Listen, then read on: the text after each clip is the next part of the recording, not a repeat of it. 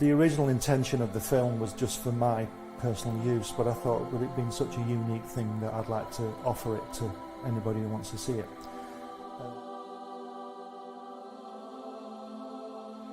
On the first visit, Jack took us into his another room, a separate room, and there were these brown parcels full of artwork piled up, and he said to me, "You draw like I do." We were in the studio for 5 hours, you know, it was fantastic, and there's this, he's got this desk, and everything he's ever drawn has come from this desk, and then I would just go with the flow, and that's what this film is about. It's just a unique film of him. He says, "I beat you." He says, "They say we came in under the dead heat." He says, "That's not true because I beat you." And the American said, "Well," he says, "if you like to think so," he says, "but I know the real story." He says, I know I clearly won that one." See? Well, Joe is 6'3", and I was a runt, see, from the Lower East Side.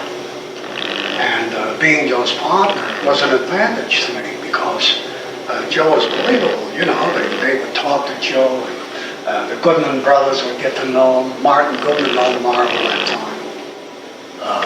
He went to his mother and he says, "Look, Jackie got a job drawing." He says, "They're paying him for it, they're paying him money for drawing." He says, "Suppose I go with Jackie," he says, "and he says, they'll pay me money." He says, "I'll draw and they'll pay me money." He said, "I'll give the money to you," which we did. We gave it all to our mothers. They called me from Nassau. You know, I lived in Long Island. And they say, "Would you like to come down and draw these guys in training?" I swear, this is not a story. And I said, "Yes, of course, I'd love to come down." And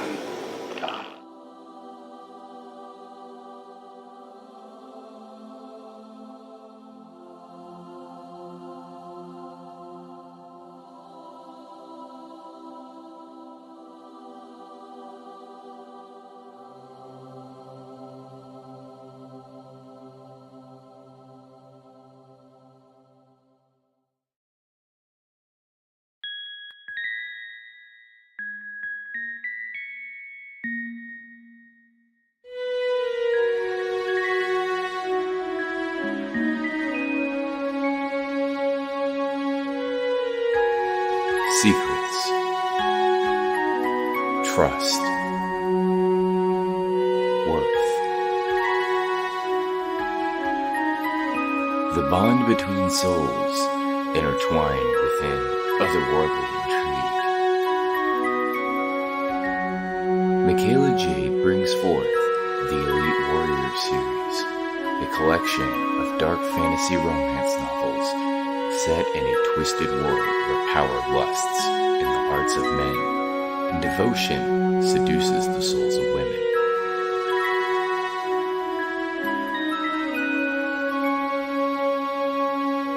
Warrior's Secret, Warrior's Trust, and Warrior's Worth. Available now at authormichaelajade.com.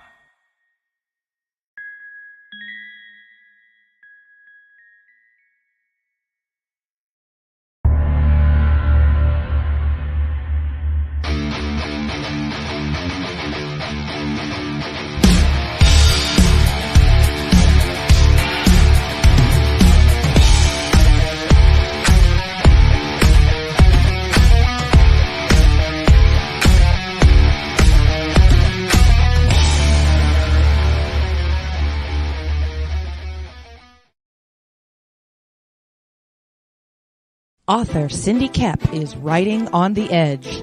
Books include Remnant in the Stars, The Loudest Actions, Lines of Succession, Mindstorm,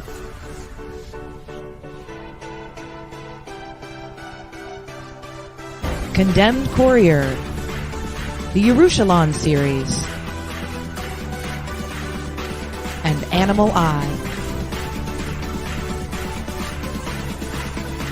Find author Cindy Koepp at CKOEPP.com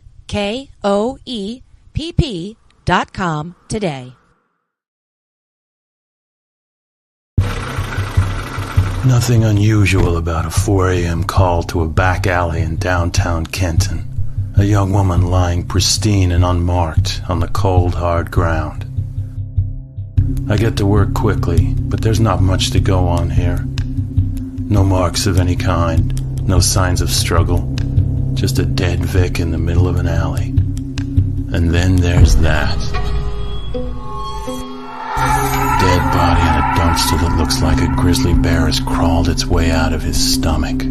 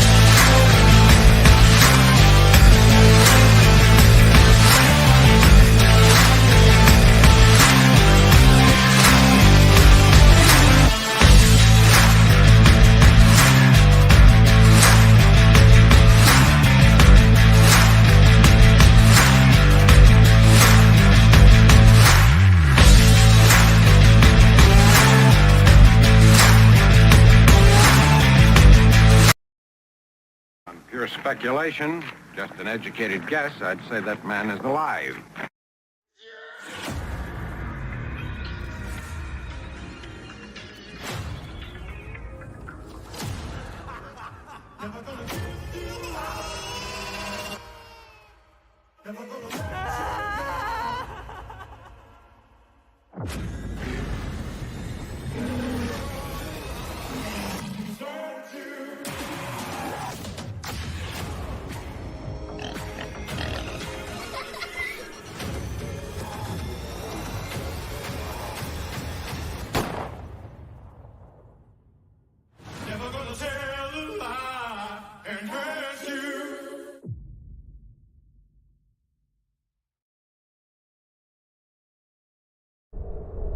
In a world ravaged by monsters, a new evil has risen, poisoning the land and threatening humanity.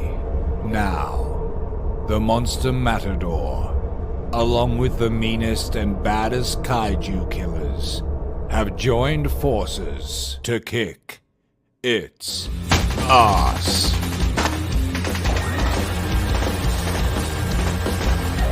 Monster Matador, Afropocalypse. There is another world. The world of darkness. The world is rotten all around me. The stench and decay is present as these flesh eaters all surround me. Covered in blood just to blend in, that's my disguise. I'm trying to find my family, I'm suspecting that they might have died. It ain't so easy believing in peace. We killing zombies who deceased and now deep in the streets. I won't leave in defeat, but still it's hard to cope or find hope when all these evil creatures so eager to eat. Yeah, asylum seekers need to move faster. Everything was fine until they first attacked the newscaster. Body in shock, nothing but doom after. I've even seen them shot and then they move after. Total disaster like I'm on the track of race again. The Midwest was hit the hardest, millions dead in Michigan. This is the end times, homie, I will defend mine. Believe in one piece without leaving people behind. Mass panic, hit the stash into... Yeah, look, yeah. Shout out to my man Tom Rapka. Yeah, everybody involved with making the comic. Look, Nick Natoli, yeah, death dwells, death dwells, death dwells, this is death dwells. Shout out Tom Rapka, baby, this is death dwells, death dwells, death dwells, this is death dwells.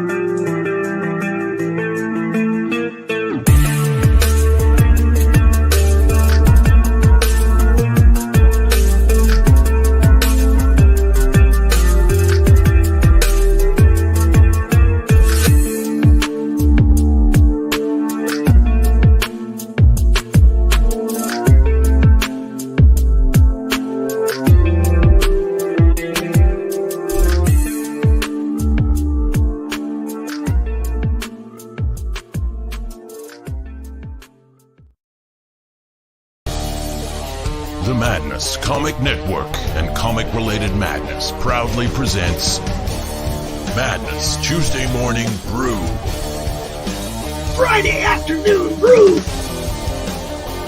Tune in to our content on Comic Talk with Pops Van Zandt on YouTube.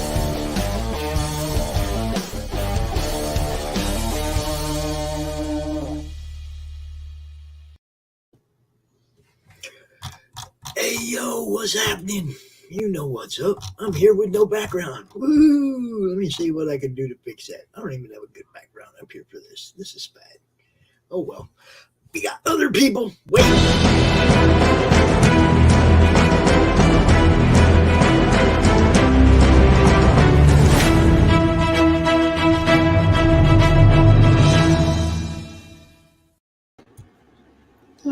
Hi, Allison. What's up? Also, geez, I don't like that background either. Let me get a background up in here that I like. Hold on.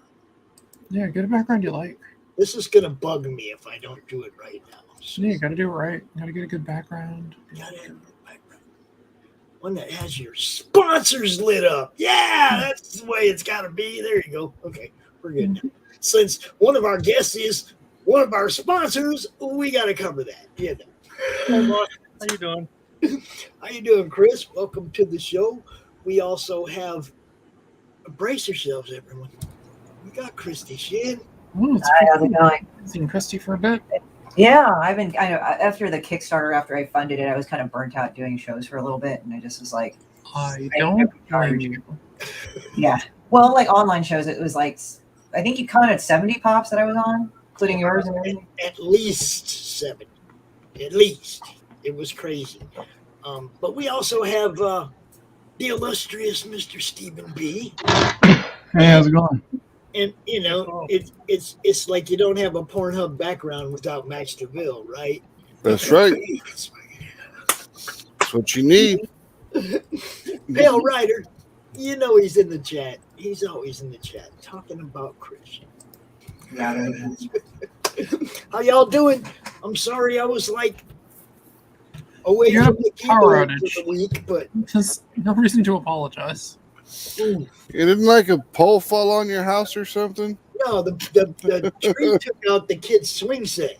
Okay.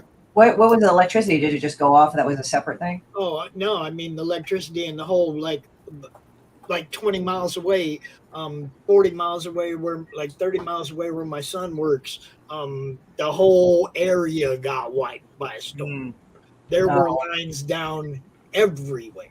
Was it a rainstorm or was it a? Oh, it was a thunderstorm, but it was like, hail and super high wind, and I mean, it was just shy of a tornado. I actually got.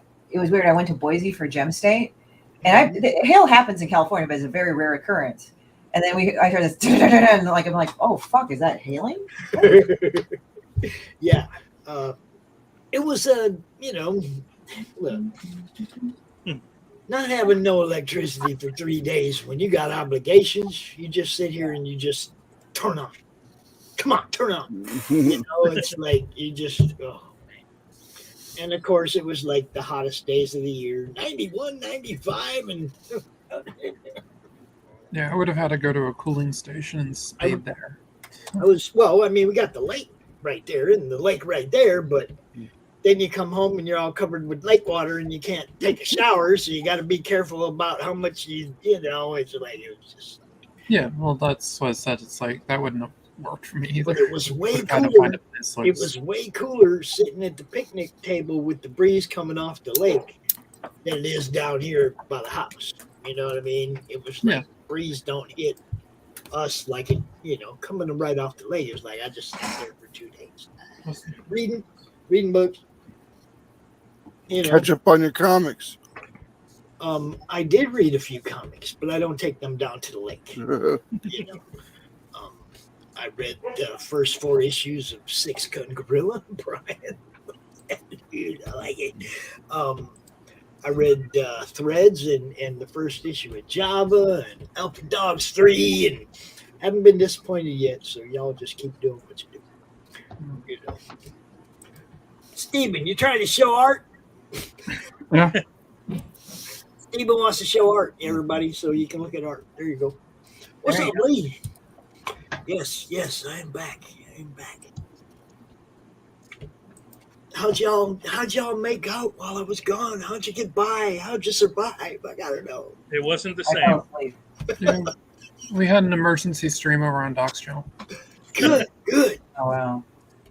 I hope. I hope the pages are right. I'm not a critic, bro. I like whatever you guys do. You know? I mean, like, I hope it's all right for the stream. Doc's not here to point out things. I just like talk about comics, man. That's what I do. Kale Ryder goes, since you have two ladies on the panel, I have a question. Do you think if I did it OnlyFans with videos of me cooking and cleaning, that might be a mild success? Probably. The cleaning part. Well, Everybody does cooking videos. Sexy time is probably. Everybody does cooking videos. You show them washing the dishes, you'll have the ladies throwing money at you, bro. Plus, if you're cooking with an OnlyFans, you got to watch for grease. That burns. I think they gotta wash it. You probably have to wash their dishes though. Nah, they wouldn't. Because they don't want you to wash your own dishes. They don't care about that. Look, they don't look. Fantasy is about you see somebody else doing something that you wish your other would do or whatever. You know what this is about. Okay, they're sitting there going, "Oh, that dude's doing dishes. Oh God, I wish my husband would do that." They throw money at dude, not their husband, or they throw their husband's money at dude. Right? Come on. I went shopping. That was my little thing. I went to the Korean market and got some stuff. There you go, Max. I was trying to start my OnlyFans account, but I'm hung like a tuna can, so it doesn't work. Only pants. If you're hearing the slapping in the background, my black cat's in my lap and she likes her bum being patted. Sure, that's what you do. Sure. She's a fucking evil bitch, but she loves me. I remember when Pops was all nervous because I was really smacking her bum because some cats really like being slapped down in that area. Yep. Hilarious. He was like, no, but PETA's going to come up. I'm like, they can go fuck themselves. They know that I'm not holding the cat. Peter, my little shitheads anyway. We got this older white cat, and she likes to get pet rough, and then she gets all mad about it and runs off, and then like 3 seconds later, she's back to do it again. You know, and I'm just like, you're a weird cat. Wow. All right, we got. Has anybody heard from Doc lately? I messaged him today, but I was talking to him yesterday on Facebook. Yeah, I got nothing. Been trying to reach him. But Rich will be out here in a little bit, so. He's got to put duct tape on his nipples now. I guess we should maybe get around to introducing everybody or something. I don't know. This is just a hangout, man. If you don't know who we are, I'm sorry. Says who I am right below me. Yeah. That's where I am right there. That's us, everybody. Look, that's us, everybody. See, that's me. That's her. That's him up there. You know, it's like, yeah. Everybody knows who we are. We come to hang out. Usually I would do this on Tuesday morning and it would be a cup of coffee and everything. But Tuesday morning, obviously, I wasn't doing anything but grumbling. That kind of brew. Okay, I completely different thought. Well, in the afternoon, it could be anything, right? It's after 5 somewhere. It's really just got to be past 8:30. Then you'll be fine. Yeah. I'm doing anything whether or not I should get myself coffee or something. See, here we are. It's almost 4:20. Y'all know what I'm waiting for. She's my evil fucking bitch of a cat. Hi, Ink. What's up? She looks at you with hate. Oh, she is looking right at the camera for once. That's great. Hi, Ink. Actually, yeah. I have to get Rich on my OnlyFans. A guest with nipple tape. Make sure that fucker actually uses real tape. He used yellow. Oh, she's gonna get him again. He's been hearing that every time he comes out. Yeah. Good. I don't give a fuck. He pissed off. Pissed out on that. That was. If he doesn't quit fucking around, he's gonna have to use flex tape. Like kinetic tape, you know, some people put their bodies in a certain way. They put this kinetic tape tape on it or something. I forget what it is. I guess it's supposed to keep it from like getting sore. I've never really needed to use it. I don't know. I don't know. You've probably seen it. Like some people have like weird pieces of tape on their parts of their bodies. I think I guess it's called athletic tape, but I'm not sure. Yeah, Just have him use gaffing tape. It's athletic tape. It peels off easily. Wrestlers use it all the time. Just have him use gaffing tape. There's a reason why gaffers use it. So. Yeah, I know part of the reason why, because I used to work in AV like in college, but the gaffer's tape was really good just because it didn't leave a residue. That was part of it. It makes duct tape look like shit. So yeah, but it's a smart form of duct tape. Like it doesn't leave the gummy residue duct tape can. No, you use it to basically mark spots, lights, and other such things. Tape down cables. There's lots of things a gaffer does. Yeah, like taping down electrical cords so you don't trip or anything. Yeah. Yeah, I can't use that weak frog tape on my show. Dude, record it. I want to see him fucking rip those off. That's gonna hurt. I mean, he made a good performance, but still, he's got to like actually put tape. Because by the time he like took his shirt off, the tape was already peeling off. Who did that? I forgot. Oh, that was. Fuck. I know his name. It wasn't Pops. It was the other guy. But yeah, he just fucking did that. Didn't Pedro? Oh God. Right. When what was it? When I was directing some short films, I definitely had to learn a little bit about every thing that different aspects of shooting the film. So learn about being a gaffer a bit. Yeah, and it's funny. She started trying to chew on the plastic. Don't you chew on the fucking plastic? And she's like, she laid down. Oh, I got one of those too. Yeah, the thing is that there's only so much plastic bags you have to keep hidden. It's like put away. But then she'll start licking the fucking plastic bag, and it drives me batty because it makes this really irritating sound. And I just don't want her to have this habit of licking bags and saying it's okay, because eventually they'll start to chew the bag, and then bits will go down. And you have a very expensive vet bill. Whose cat is that? Is that yours? No. That was Rocky. Upstairs. Oh. You can hear him that clear from upstairs. At first, it was kind of muffled, like I thought it was a cat howling, and then when you pointed out, I have a cat howling. So. Oh, it could be. He wants to be fed again. He was just fed. Oh, so he's a little asshole going like, I'm going to go and want to be fed. It's like, no, you're not pulling that shit on me. I have a cat that barks. I have a cat. It was funny. Spam made this little weird noise and then jumped off the bed and ran down. And in the morning, I found like a pseudo hairball on the stairs. I'm like, that's great. Thank you.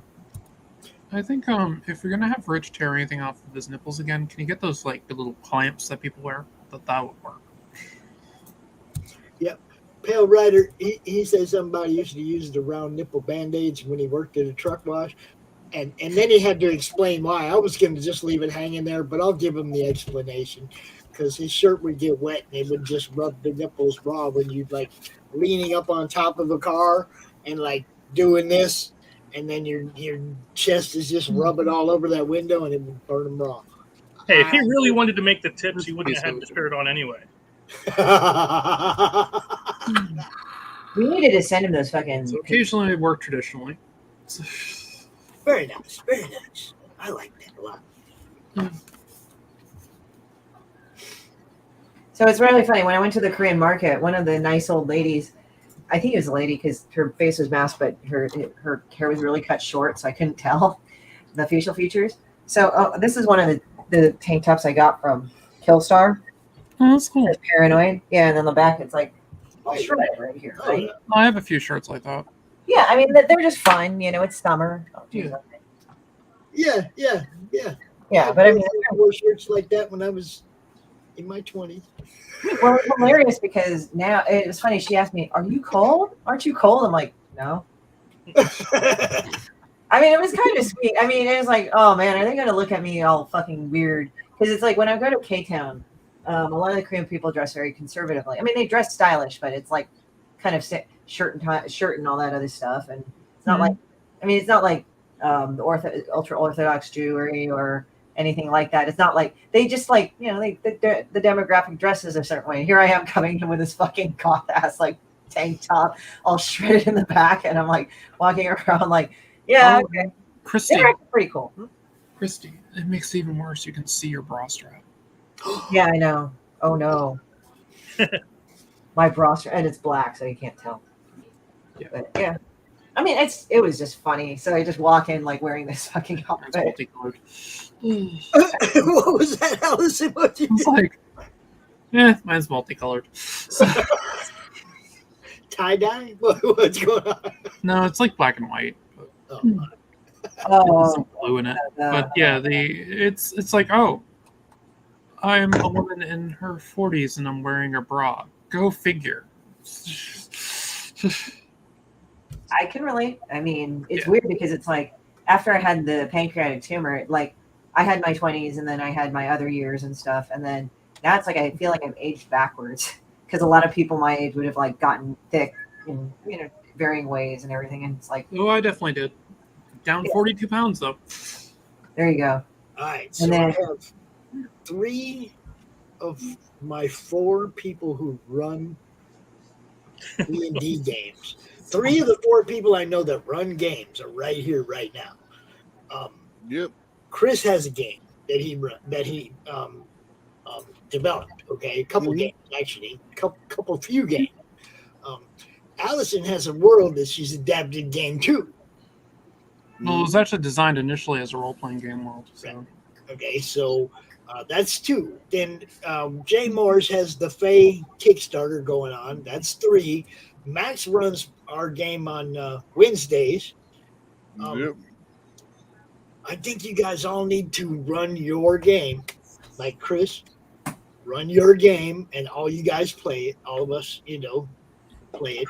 Allison run her game and all of us play it. Max run his game and all of us play it. And Jay run his game and all of us play it, so we can televise this, broadcast it, and show everybody all the different games.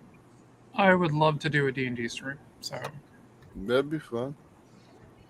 I can't imagine how Max, you seem like an evil DM in a good way. Max is I have great. a good time. He does voiceovers for the characters and everything. Oh, Yeah, little old witch. hell matter. If I was a chick, I'd want 8 cups. I didn't have to wear a bra. Yeah, you don't think that when you're 13, though. So,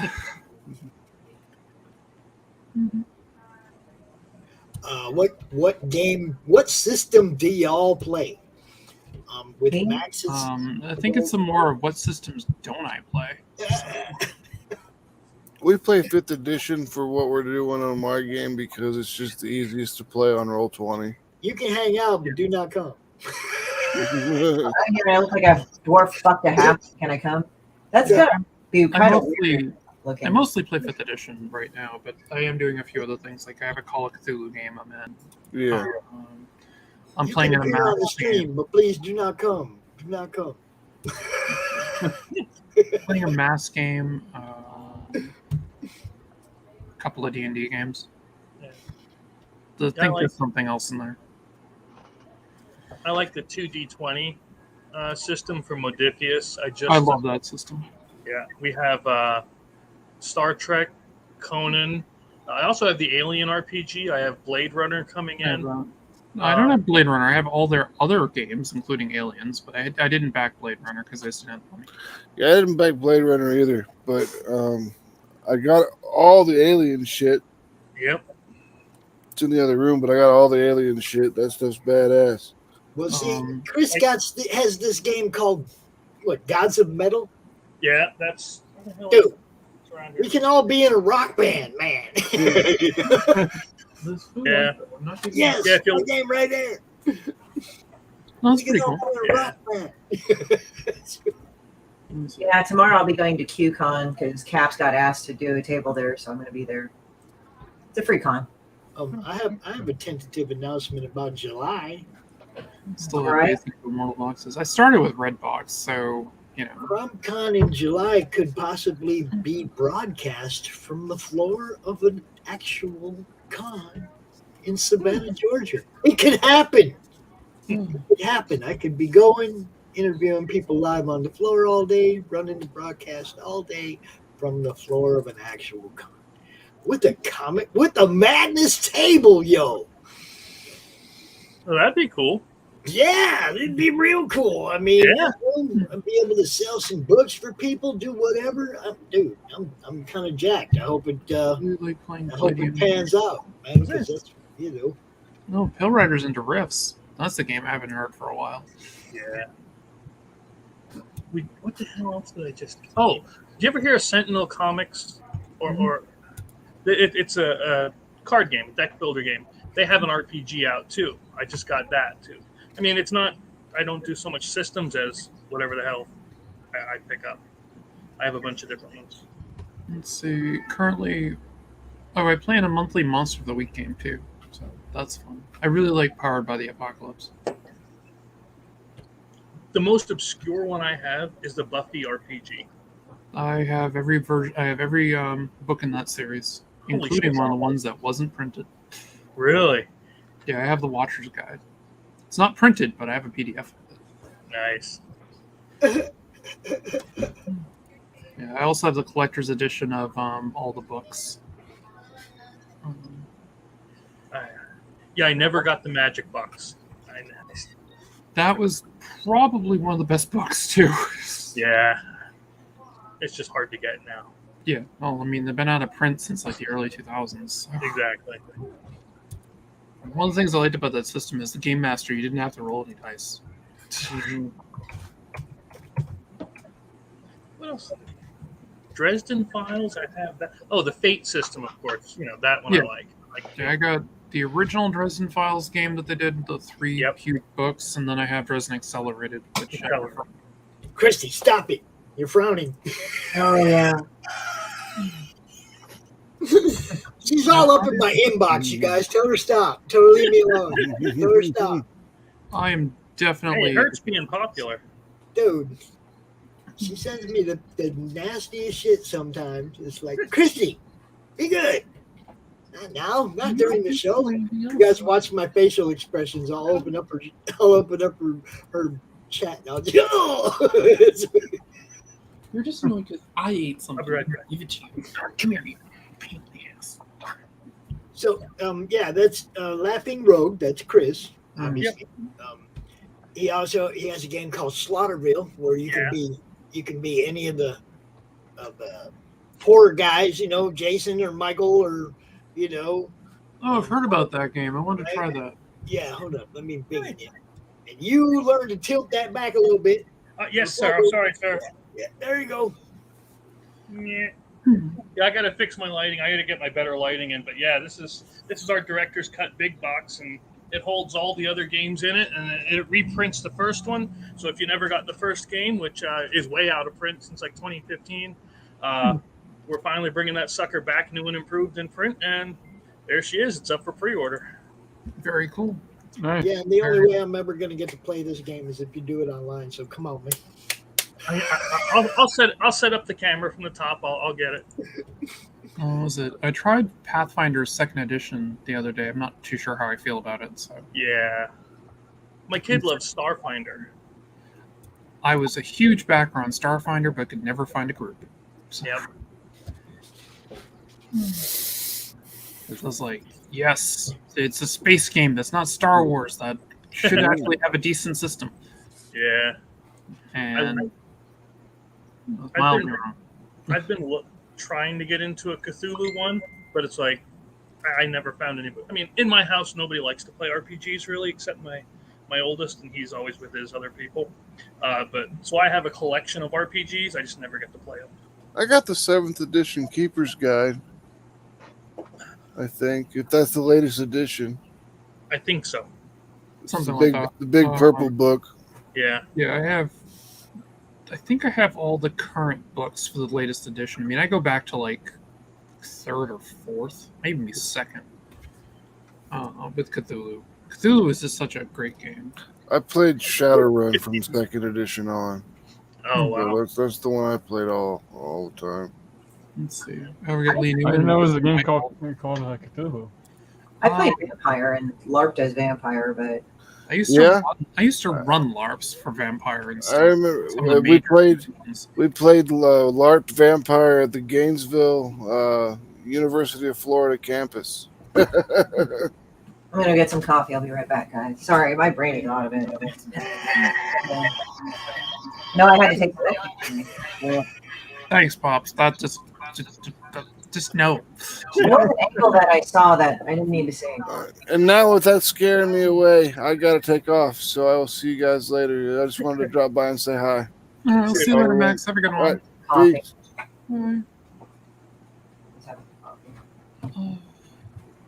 It only takes two of me to scare people away.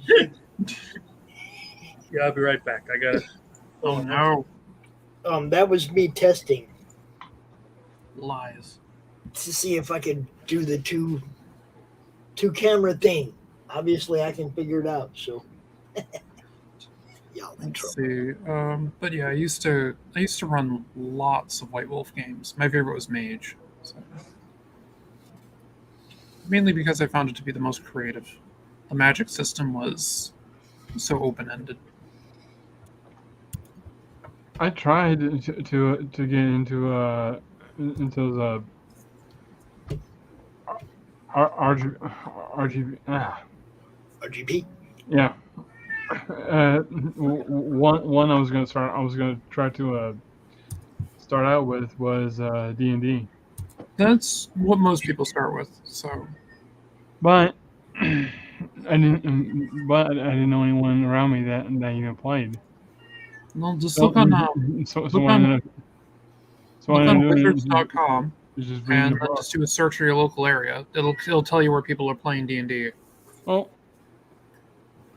I think there's a spot in my local comic shop that has a place where people play. Possibly. I mean, I know one of the comic stores I used to go to used to do D&D, and I used to hang out there and play D&D. So. There ain't no way I'm going to get a group of people around here to play any kind of game like this with any kind of, long-term thing. So I got to do it online. As I said, wizards.com, just look on, find a game. They have a thing on there that will let you try to find a game. Did you ever hear of Dread? Yep. Never played it, but I've heard of it. It is pretty cool because you use the Jenga tower in order to yes, your tasks. Yeah, my friend Mike was talking about that the other day. That would be very difficult for me to play because with my handicap, I don't have a lot of feeling in my hands. Okay. So I would topple the tower all the time. I'd have to play the online variant that you don't use the tower. Which I feel kind of ruins the experience. Yeah, there's nothing like somebody accidentally bumping the table a little bit and then everybody screaming at them because they're about to pull. Yeah, it's pretty fun. I got to get you to show me how you do these chirons on the bottom and stuff. I'm new to the StreamYard thing. Oh, this? You just have to basically buy the right level, and then you can get the scrolling marquee. Okay. Yeah, you got to pay $25 a month. That's why we have a sponsor, remember? Yeah. I think that's the one I have is the 2020. Trust me, if I could justify the cost, I'd be buying it myself. Yeah. I couldn't do I thought about doing the $40 one to have two cameras, but I didn't get that yet. It's on my list. I just want, I would get the upgrade to the next level only because I have so many other people that do shows on the channel, like, Rex and Doc and everybody, and then they could all be where they had the keys and they could just come in and do their show. I wouldn't have to be here for everything. That's what I'd do if I could upgrade to the next level, is I'd just give everybody keys so they could come in and do their shows. Oh, if we can stream D&D over this, that'd be great. Right? I'm trying to figure out how to do Roll20 through here. I wouldn't use Roll20 for D&D. I would use Above VTT. For one, it's free, and secondly, StreamYard to communicate, and then just Roll20 to do all the rolls. Yeah, you save out the the book and all. You save out everything with it. But I'd use above VTT because 1, it's free. 2, it links right to D&D Beyond. True. So anything that you have on D&D Beyond, you can then just use right there. Like it pulls all the maps in. It makes tokens for everything. And you can upload your own shit. Yeah. Because all you have to do is set things like in a Dropbox or a Google Drive and be like, here it is, there's the map, done. Yeah, I Actually, do like the. I actually saw. I mean, it's pretty easy. I actually saw where, and this is actually really cool. Where these guys made a makeshift table. They connect. They had it to where you can install a television into the table, and you can project an entire map on it. Mm-hmm. Another way they did it. So they even had a projector on the ceiling, and they had it to where it was pointing down, and the entire surface of the table was glass, and the sides inside the table were all lit up, and you can see the map clear as day. Yeah, I wish I could convince the wife to let me get the table with the TV in it. Well, I don't think they sell them, but they show you how to make them. Oh, okay. Well, there are people who make them. There are lots of people who make that stuff. Wormwood, who makes lots of gaming related sheepware, is the best way I could describe it. Mm-hmm. They're right near me. So they're actually based in Taunton, which is maybe 15 miles from me. I know several people who work there. Oh. Sorry, I'm just like, ugh. It's a beautiful day.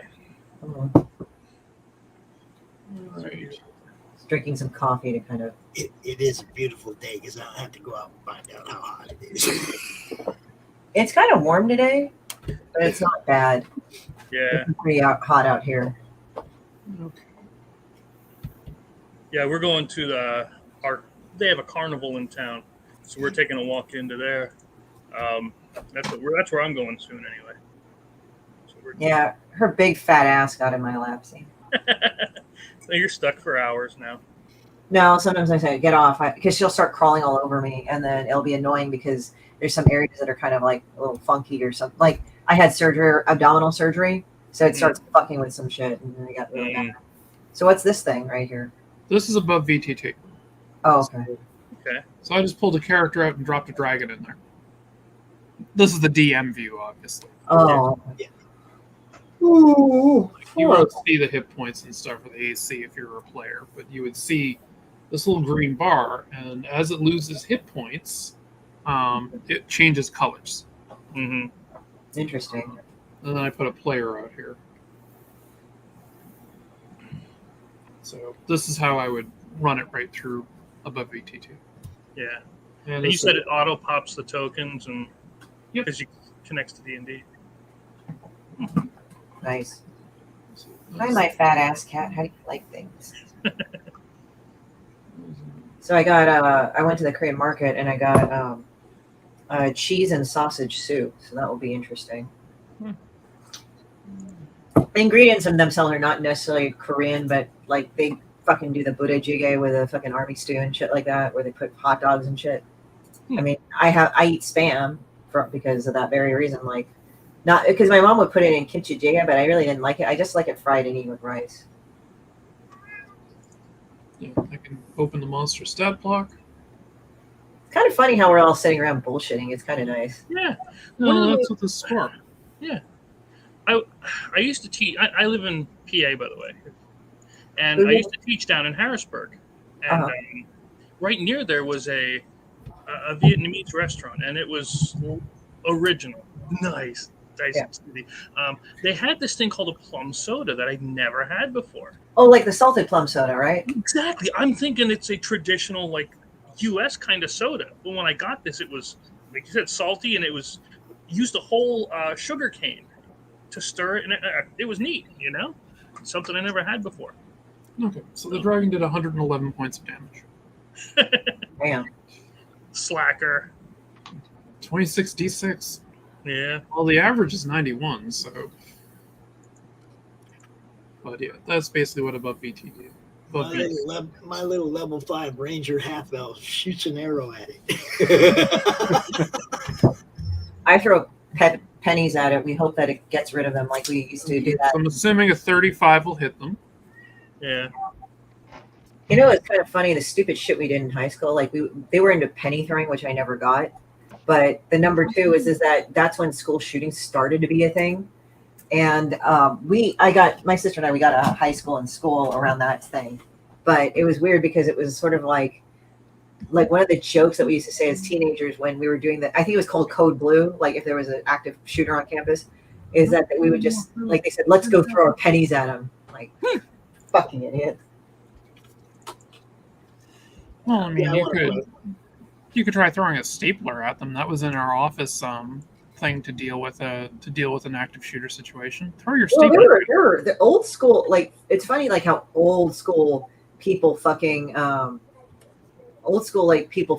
with staplers and shit. That's no joke. They're not the plastic shit. They weren't the plastic shit. The metal things. But yeah, they weren't partial metal. It was like all metal. Like you could fucking break somebody's skull with that thing. I remember when I was studying martial arts, when we were going over self-defense techniques and dealing with a person with a gun at range, we would throw our keys at them or something. Because generally speaking, a person will look to the keys, and then you can either get the hell away or charge them. Staplers are also backup hammers. Old school staplers. You could use them to put a nail in the wall real quick and hang something up. Just can't find a hammer. Give me that stapler. Don't. They were heavy duty. Made well. American steel. American steel, baby.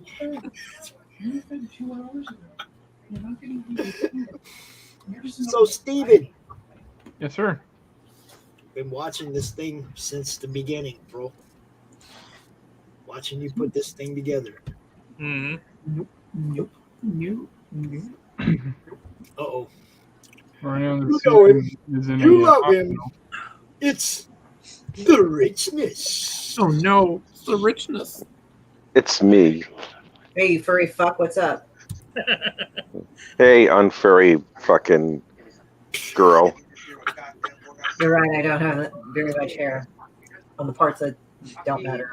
I'm considering that, kind of a good thing on my side. Wow, you almost, yeah, okay. What? I'm on a podcast for a second. Not you. Sally. What? Ew. The richness is here. Ew. Who? Like Superman ripping his shirt off right there. I tell you what. No, that's something that should never have been seen. I'll be right back. Oh, I'm sending you shit, Rich, that something has never should have been seen. No, don't you dare. I just did. Don't you fucking dare. You. Oh, God. She's been all up in my inbox ever since the show started, dude. Oh, no. That's disgusting. Is it wrong that I want to see it more now? No, you don't. You don't. No, you my friend, don't. You do not want to be pulled down into Christie's rabbit hole. Oh, God, help me. Yeah, they disgusting when I get on the phone. Oh, God, help me. You know my skateboard. Oh, God, I can't anymore. Oh, my God. That only took 20 seconds.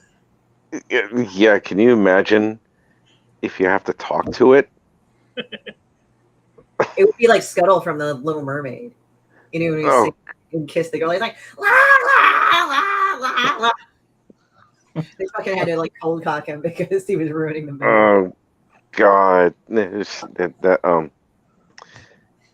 That's just really horrifying. Vile as fuck. Ew. Ew. She can ruin your day, huh, Rich? I like Killed how my Rich. boner. I think Rich just basically went like, I had a good day. Operative word had. No, I didn't have a good day. I had a shit day. This just made it, the cherry on top of the phlegm flavored cream that was on top of a really shit day. So, Yo, that's American. it was like looking at it was like looking at, Glenn Fleming in his art and stuff like that. Because there you go. Oh. I made fun of him. What about that other guy you make fun of, Russell Allen? You're like, that fucking Oh, ass. Russell Allen? No, I can't. It's so 2022 that I keep making fun of him now. I'm gearing up for next year. Oh, okay. I'm trying to see who else I can make fun of.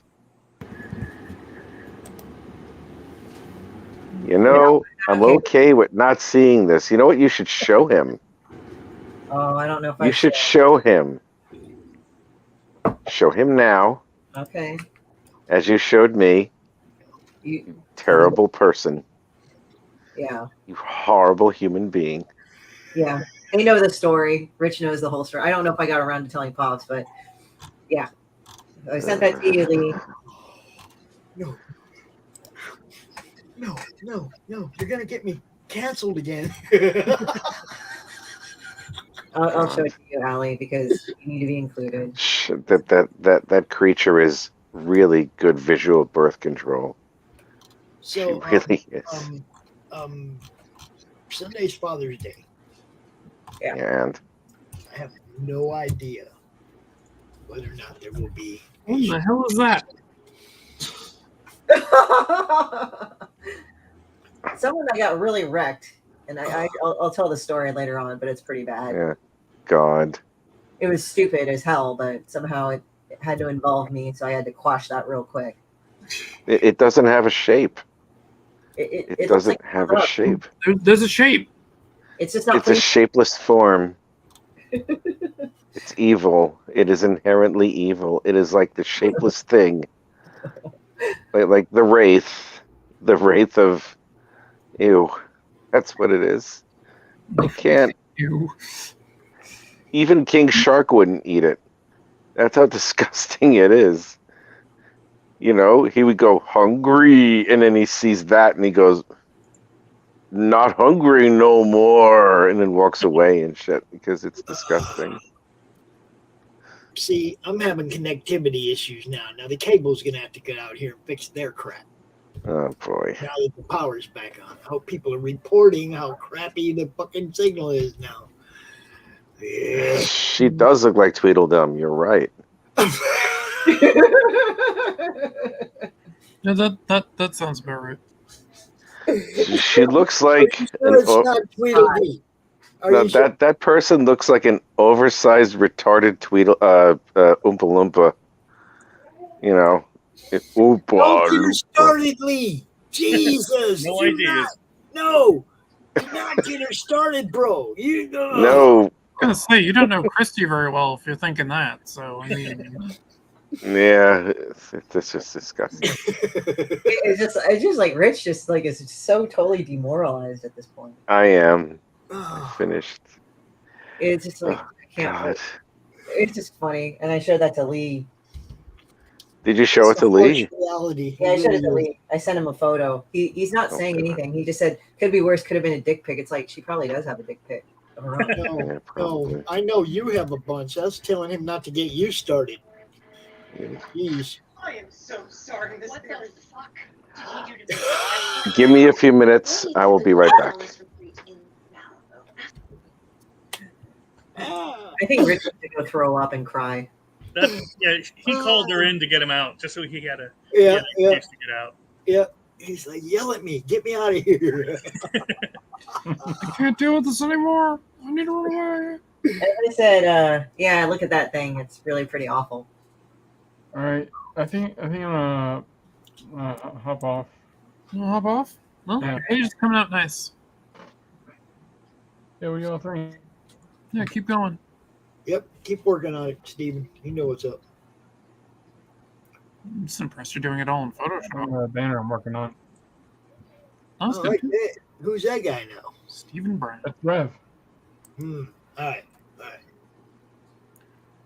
All right. Cool. All right, you gotta go.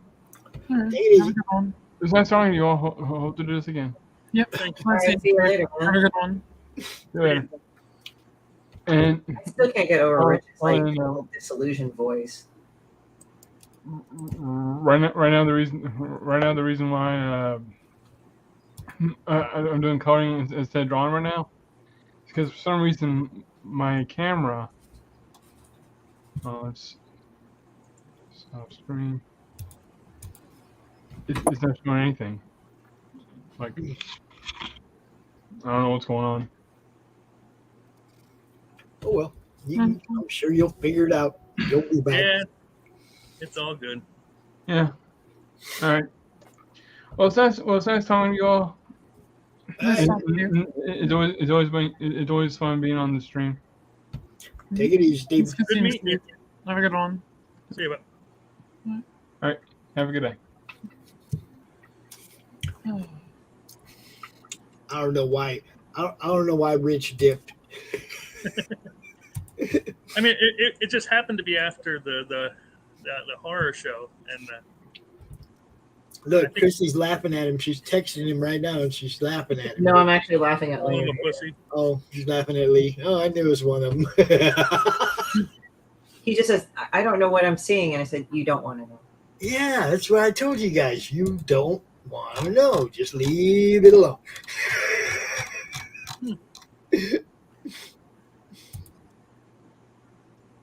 Oh, good stuff.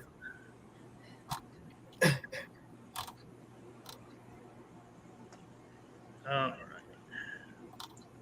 Holy crap! What the hell? I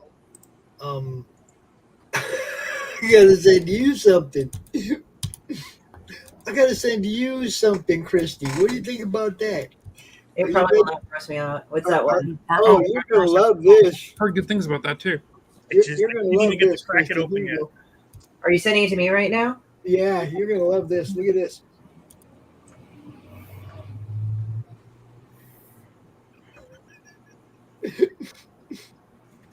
Oh, that? It's probably not even the same people, but check the names. I lot with games lately. And then these are just the ones I have sitting here next to me. Monster Hunter, the role-playing game. I have the other ones on the shelf. So yeah, I mean, if you guys want to talk different kinds of systems, we got plenty to play around with. Oh yeah. I'm just looking it up really quick right here. Oh.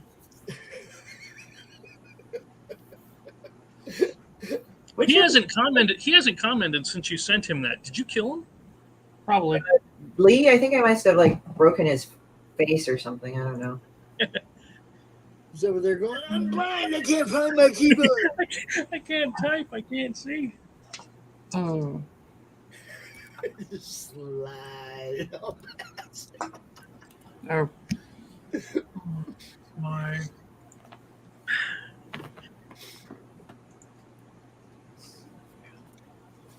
Yeah, I'm My comic dealer came by yesterday and dropped off my monthly stuff. Oh, I got this. Nice. Oh, there you go. Nice. I love these old treasury editions. Yeah. And they definitely smell like someone's attic. Or basement. You're not sure. Yeah, What. one of the two. It's Yeah, what those they're are- supposed to smell like. Oh, Yeah, Savage Sword was the book I grew up reading. So, I love Savage Sword. yeah. So, y'all remember me last week just ranting about everything? Yeah. Sony, PlayStation, screwing up my account, everything and everything. I remember them. Well, the power outage somehow reinitialized my PS4, and now it took the new email and everything, and it's all working. That's because probably the temporary cache finally dumped because it didn't Yeah, have it was power. like because it was off for 3 days, right? Yeah. And it was turned off the wrong way, so it had to like Rebuild the Ooh, database. reboot itself, right? And it was like, man, I was so happy. What's up, Lee? Hey, I hope it's okay. And Lee's here. Hey, Lee. I'm here. Now Hi. you know. Now I'm in the know. Now I'm part of the people that have seen that. You want to call? Are we going to call it a photo? Yeah, we'll go with a photo. It was an image. We're gonna leave it at that. A portrait. The cursed image. It's a portrait. It's bad. A critique on the downfall of modern society. Oh yeah, it was part of that story I told you about, Lee. Yeah. But it was very amusing, like just to see that, and I'm like, okay. But yeah, I'm also kind of like toning down, so I'm watching hoof trimming videos. It's just hilarious. It was just funny that I happened to see that right now, Christy. It was That is funny, actually. I look at people, and I'm thinking they're not the same people because I look. I know, but the names. The names are funny. Yeah. I was like, here we go. So, Chris. Yes, sir. I really do want to set something up, though. Me, you, Jay, Max, Allison, you know, I mean, I want to set something up where we can play one of your games for sure. Because, you know, that'd be fun. I mean, you're sponsoring the network. I want to show people what your game's about, how much fun it is to play. So I want to give you, you know, a couple hours every week. Allison, same thing with yours. You already know, you know. Yeah, no, it's just with me. It's just trying to get everybody together, and also game mastering takes a lot out of me because of my MS. Requires a lot more creative thought and things, and I can run some games a lot easier than I can run others because it's more reactionary. Like say 7C, for instance, I could run that far easier because it's I react to what you do. Right. More than like, you know, I come up with a couple of storylines and then I just kind of watch what you guys do and react. Most Powered by the Apocalypse games, the same thing. D&D, I have to balance encounters and do a lot of other stuff. Well, see, I want you to be able to play too. That's why I want Chris to run a game. Playing is easier.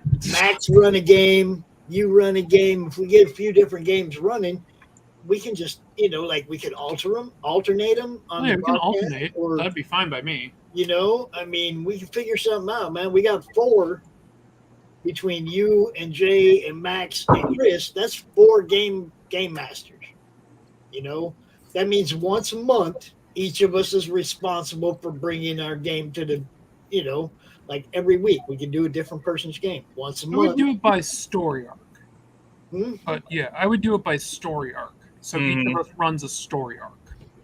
Okay, well, it'd be like say 2 to 4 sessions or something like that. However you want to do it. I just want it to be like where everybody gets to play. Y'all get to play too, somebody else's game.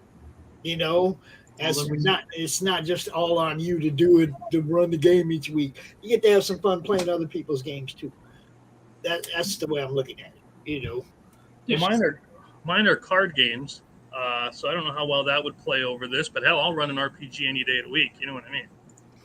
I don't care. Well, RPGs are, yeah. I mean, I'm always in for RPGs. So yeah.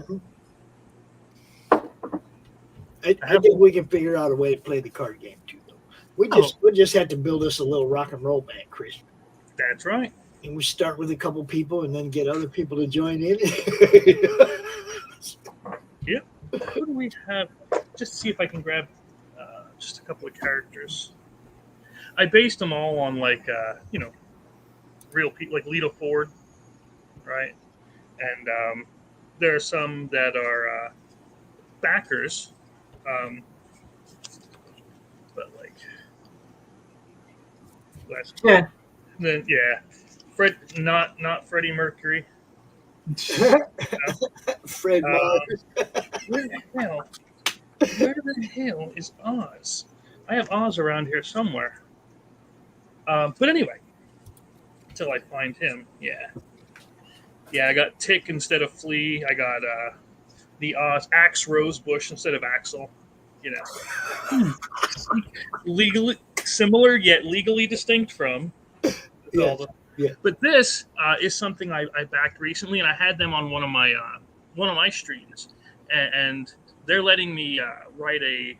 They're going to write and post a scenario that I'm going to do for them once I get it in. But it's it's a horror RPG based on like a slasher films, aliens, or Lovecrafty stuff.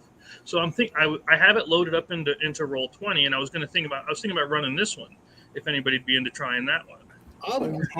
Anything, all of it. Yeah, try it. I mean, that's fine by me.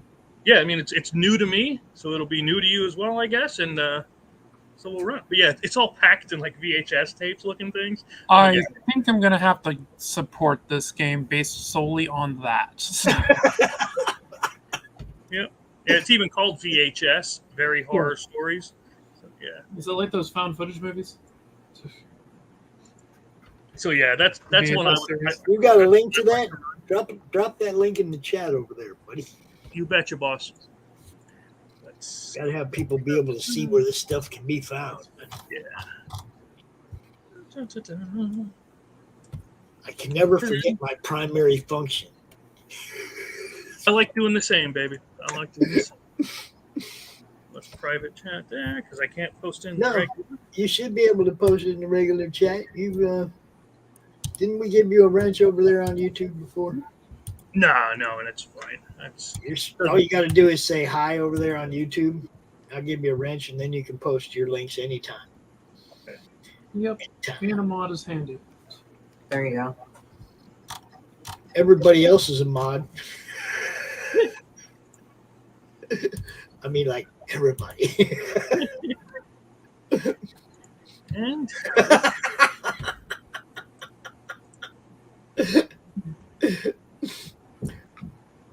Lee was trying to read the chat. Close the whole damn thing. There you go. Boomer. Oh, and it's okay, Lee. We forgive you for now. Have a good day. Yeah, Lee, hang out. And then, of course, we want everybody to know about the one that our friend Chris has himself, Slaughterville. Slaughterville. There you go. Thanks. Good stuff. That's his other really thick box. Yeah. Gods of Metal is not a real big box, but my God, Slaughterville's a big, heavy box. Man, there's a lot of cards in there. And if you like choose your own adventure stuff, I also have the Cult. I wrote a choose your own adventure book with dice and characters and stats, the whole items, allies, the whole nine yards. See, we can play that if it's a dice game. Oh yeah. The dice games are much easier. So yeah, here's the adventure book you go through. You make your choices and cool. Check your stats and all that. You get characters and all. So yeah, I did that one. Gosh, I did this one maybe 3-4 years ago. Easy. No, more than that. Maybe 6 even. Wow. Time flies. But I'd love to do another choose your own adventure book. Dude, sweet. I think we should play that one. Choose your own adventure? That's more of like a single player thing. Well, no, I mean the dice version of it. You know. But I do have to get them into the carnival, and but I had a lot of fun. It's good meeting everybody. Usually we do this on Tuesday morning, Chris. What time? Because I teach I teach starting around 10:30. So I mean, we do it from like 11 a.m. to 1 p.m. Eastern. Okay. So all right, if I can get on, if I'm not having a class that between then, I'll be sure to get on. You're more welcome. Anytime, my friend. Y'all go check out everything going on at Laughing Rogue Games on Facebook. Go check it out. All right, thanks, boss. We'll see you. You bet. Good to see you. Nice meeting you. I really like that dude. That dude has helped us out. He's helped keep us on for the whole year. Between him and Thomas Doherty, the show's safe for the whole year. Gotta love it. So, what are you gonna do next, Christy? Well, I think other than CromCon, I got QCon coming up tomorrow, and then I've got CromCon coming up later on next weekend with you guys. I think it's like my slot is at 10 a.m. PST. I have it written down. And then probably am doing San Diego. I'm looking. I might do another con in Oregon, but not sure about that. So they're going to give me a final word on that. Be cool. I'm really kind of hoping that I get to go do this Crom Con off the floor of a real con in July. That'd be sweet. Talking about having a mobile hotspot set up so we don't have to worry about the Wi-Fi connection, nothing, just everything. Man, I was like, yeah, I could do that. I could go sit there and just interview people as they walk by, or get people to come. Hey, man, come over here from your table. Come over here to the madness table. Let's do a little interview real quick. Just talk to our regular people and people on the floor at the same time. It'll be broadcast. I'm figuring that if they're doing it the way I think they're going to do it, they want to put like a screen up behind me where they're showing the actual show. What's being broadcast out everywhere else will be playing right there for the people walking by. Might work to get some attention. I don't know. Are you drawing, Allison? Maybe. Oh God, Rich is saying some pretty choice things to me in Messenger. Rich better get his butt back out here. You better go and call him. You better go and message him. Where the fuck are you? Did you hurt him? Did you break him? I think he was already broken, but he was even more broken. Are you trying to make me get? He's like he saw that picture and he just said, "Are you trying to make me something I'm not?" Ooh, I like it.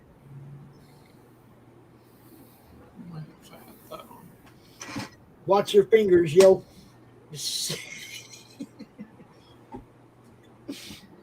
Also chewing on fingers.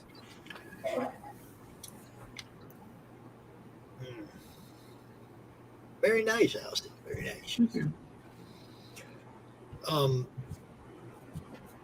Jeez, I don't want to go into all that. I don't want to know what Christy's doing next because it'll just lead to another bad inbox message. Actually, those messages were funny. Actually, when I see it. Oh, they're great, but man, it's your timing, sweetheart. It's like you told me once, don't do that during a show. It throws me off. And then you just throw me off every show.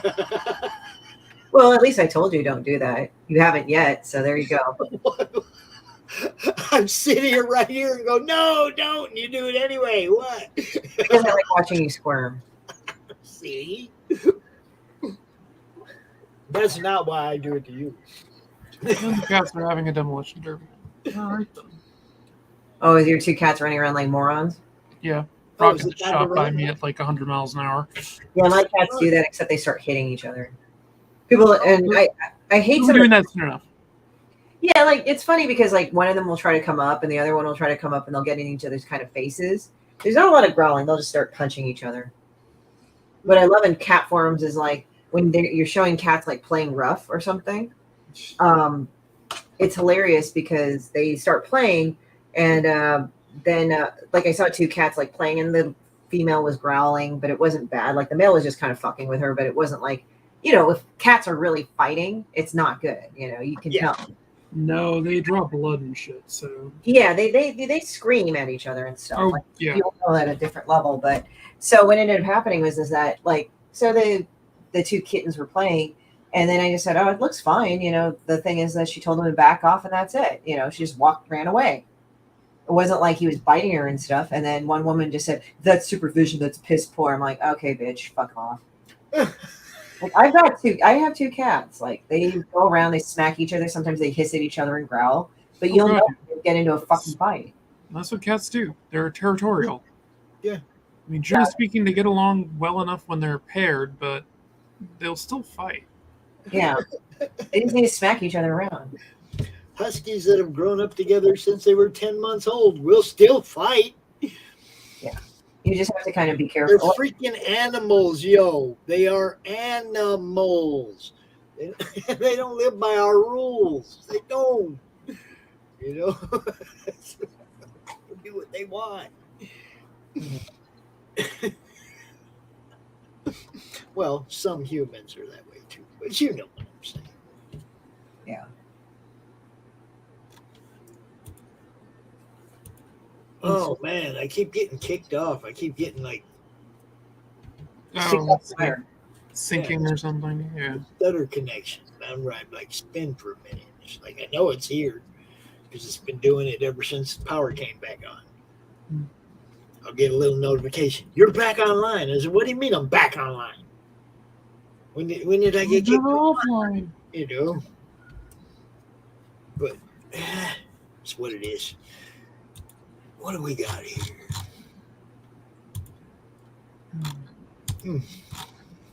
Just trying to figure out what the hell I'm putting, what clothes I'm putting on.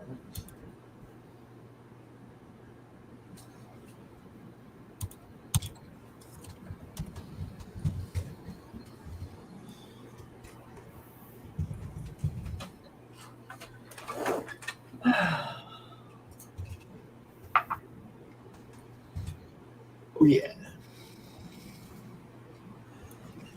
All right. Well, this was kind of impromptu, and since Doc didn't show up and Rich got scared, You gonna end it? You gonna end it here? Rich is crying now. I think what happened was that I just sent him something that I knew. You did what? I just decided. You broke him? Yeah, I think I broke him today. I think you broke him too. These things happen. It's okay. I mean, now I have no I idea. still love him, so it's okay. Yeah, but he's crying. He says, like, what are you trying to do to me? He's crying now. He'll be okay. I promise. Christy, you're my hero. You'll be okay, Rich. You'll be all right. I tend to break people sometimes. It's not very nice sometimes, but it ends up happening. It's just one of those things. These things happen. People get broken, and that's what goes on, and it's fine. It's all good.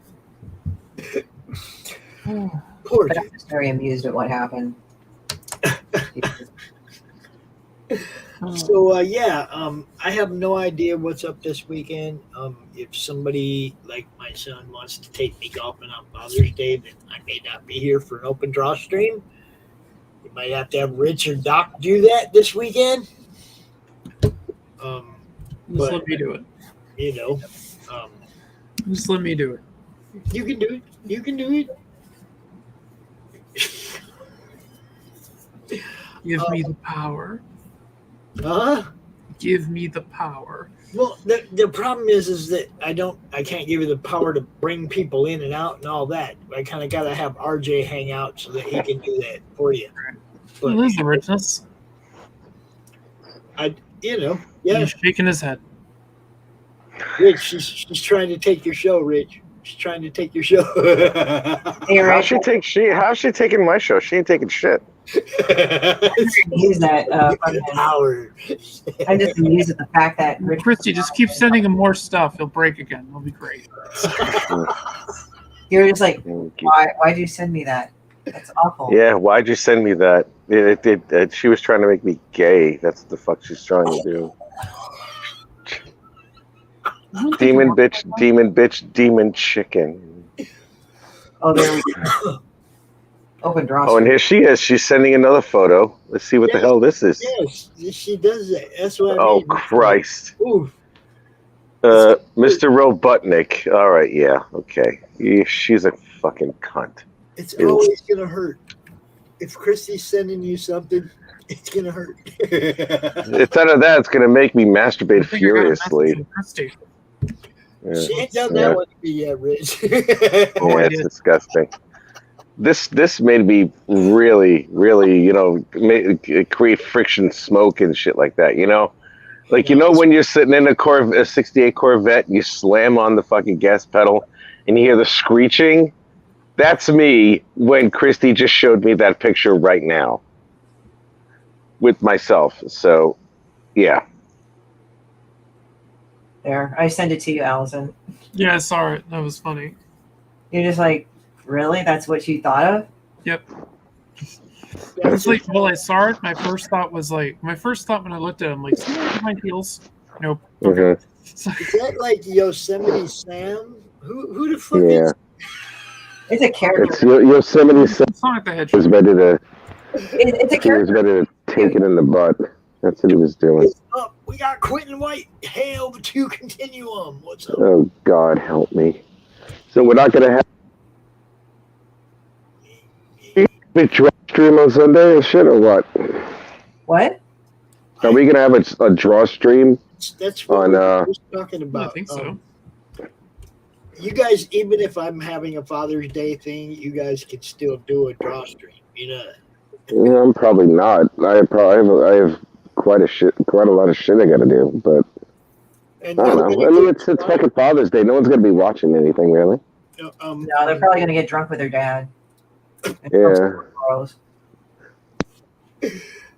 Great idea. Well, Bruce Wayne and Clark Kent aren't gonna get drunk with their dads because they're both dead. Ha ha. Yeah. Fuck you, Clark Kent and Bruce Wayne. Well, I won't be Pussies. getting drunk with my dad either because he's also dead. I won't be getting drunk. Oh, I did not know that story. But you know what? What? Drunk by myself, baby. Missing. I'm not allowed to drink yet anyway, so no, whatever. I'm not gonna get drunk. I have too much shit I gotta do. Look, it's either play golf or do my shows, one or the other. If I'm not doing one, I'll be doing the other. That's all. You know. Yeah. I'm just not going to commit to it until Sunday when I know. Sunday, if I'm sitting Yeah, if you're gonna go out and play, if your kids are gonna take you out and play golf or something like that, go play golf. Well, that's what I said. It's one or the other. Yeah. If I'm not doing the one, then I will be doing the other. You know what I mean? Yeah. If we don't go play golf, then I'll be doing my shows. Just like yeah, I suppose. That's what I do.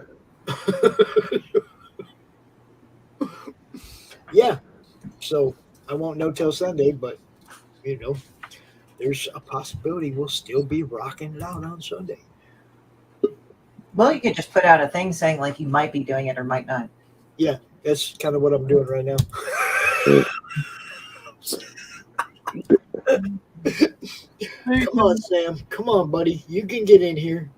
It says device not connected. He's trying. Oh, there he is. What's up, Sam? Hey, Sam, what's up? What's up, Sam? Who's Sam? Sam, what's up, Sam? Oh, what's up, man? You got the hair back, What's up? bro. Yeah, man. I just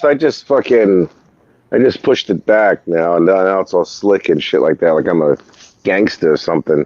I feel you, So- man. I have so actually all not y'all- been here since September. So it's like all the way out here. Wow. So you got that Steven Seagal thing going, don't you? Yeah, you I do. A just little had to tail pull it at out of the my end. face. I was working today, and I just had to get it out of my face because it kept falling in my eyes. So Oh wow, you poor man. no, Did you look like one of those Harlequin romance cover models or some shit where it's like the hair's in your face and you all look like smoldering and stuff like that? no, not anymore. I gained like 40 pounds over COVID. I got Now you're just extra sexy. That's what it is, isn't it? yeah, I know where yeah. that 40 pounds I lost went then. Yeah. Thanks for The that. 40 pounds went from Allison to your butt there, Sam. So That's not where you better shake that thing. Yeah, Because you know your money don't OnlyFans jiggle pays for jiggle. covers, right? Yeah, that's what it is. You gotta shake that ass for them covers. Hey, I got some good news. What? The Indiegogo exclusive cover for Reign of Ages issue 1 met its Yeah. IGG goal today. Hey, congratulations. What was the goal? It was just 500, but we haven't had a lot of traction on appearances or anything. Okay, well, it's still great. Congratulations, man. Like one of those hush kind of things because we're literally only printing enough for fulfillment plus the artist comps. So All right, cool, man. That's it'll be nice of you. That's the good. shortest press run we've ever done. Congratulations, man. Yay. It's hard to manage 2 campaigns at once, man. I can only assume it is. But you want to see something cool? Well, I want to see something cool. I've got some cool stuff, man. I got some cool stuff because I got fun with Oh, all right. Are you gonna? So check this out. All right. Let's see. Oh, Necroholic proofs, man. Necroholic? Necroholic. What's a necroholic? Jesus. Where have I been? Our main character. This is by Brian Lee. Okay. It's edited and published by myself and Sonoma Publishing. The Nicely Brian Lee done. cover, and then the Kendall Gates cover. Book is done, Yay. and we're only $210 from goal on Kickstarter. So, Yay. check. We got like 12 days to go too. Check that out. Isn't that tight? Nicely done. That's like lovely art, man. Yeah, he did a fantastic. That looks nice. But I'll tell you one thing, Brian did show off a little bit in this because he did something, and you see that? Yeah. That's not a photo. It's a Photoshop, isn't it? No, he drew that with just straight up, just drew it. Ooh. That's really good. What is that, pencil? Yeah, he penciled it and then went back and colored it digitally. Oh, nicely done. Yeah. Is that not phenomenal? It looks good. It looks very good. I thought you said he drew it entirely in pencil, and I was like, what the fuck? That's amazing. It's still amazing, so it's still really good. Yep. It's been, man, I tell you, it's been a great couple of days, man. We've gotten cool prototype stuff in, and I'm actually going to be, I had to clear a space because we've got a new poster that's going up that I had come in, but my frame that I was going to put this in turned out was broken. So I had to order new ones, and it's the big ones, the 24 by 36. Check that out. Oh, that's cool. That's cool. That is the cover art for Reign of Ages issue 2. That's the main cover by Aisha Gulsanev. Complete with her sitting atop the mound of dead goblins. And I still think it looks like the one that she's about to face slam down on the pile of corpses. Looks like it's going to bite her in the ass, but, you know, that's okay. Well, he's trying, but she's going to face slam him, you know. I mean, but, you know, you can't blame him for trying, right? Yeah, right. Sorry about that. That's okay, Rich. Sometimes you get the nibbles, I guess, right? It could be my sorry, what? kicking you off, dude, because my connection is screwed up. I don't know what's up. No, I pressed the wrong button, and I disappeared. We've been That's having what happened. storms here all day, so I've lost power like 5 times. That way you'll fuck up less. So that's no fun. It's fucked up, Christy Shin. Terrible person. I'm evil sometimes, especially. She is evil. She's trying to make my dick shrivel into nothing by sending me pics of, quite frankly, the ugliest woman that has ever existed in the form of man ever. She has no. This is a woman. This is something that identifies as female strictly because of her DNA, but you really wouldn't be able to tell, and not because of any transgender thing. It's just that she is not. She doesn't have a shape. She has a. It's a form, I guess. I don't know. It's kind of like Saturday Night Live. I don't know. It's like if you take an egg and you drop it into oil or like tar. That's what her form looks like. It's like it just goes and it doesn't really go anywhere. It's just this thing, and that's it. And it has boobs. Ooh, how hard would it be to draw that, Rich? Oh, I don't think my mind is capable of drawing something like that, because then my hand would be so repulsed if I did that. My hand would stab me in the eye. That's what the fuck it would do. Christy could do it. It would hate me. Oh, look at that. There's the love hole right there. Oh God. I was watching The Boys a few minutes ago, and I had the temerity. Has anybody seen the new episode of The Boys yet? No, but I heard about it. I actually haven't seen any episodes of The Boys. Oh, okay, all right. I'm not going to spoil it then. Yeah. Just see what Seth Rogen does. It's disgusting.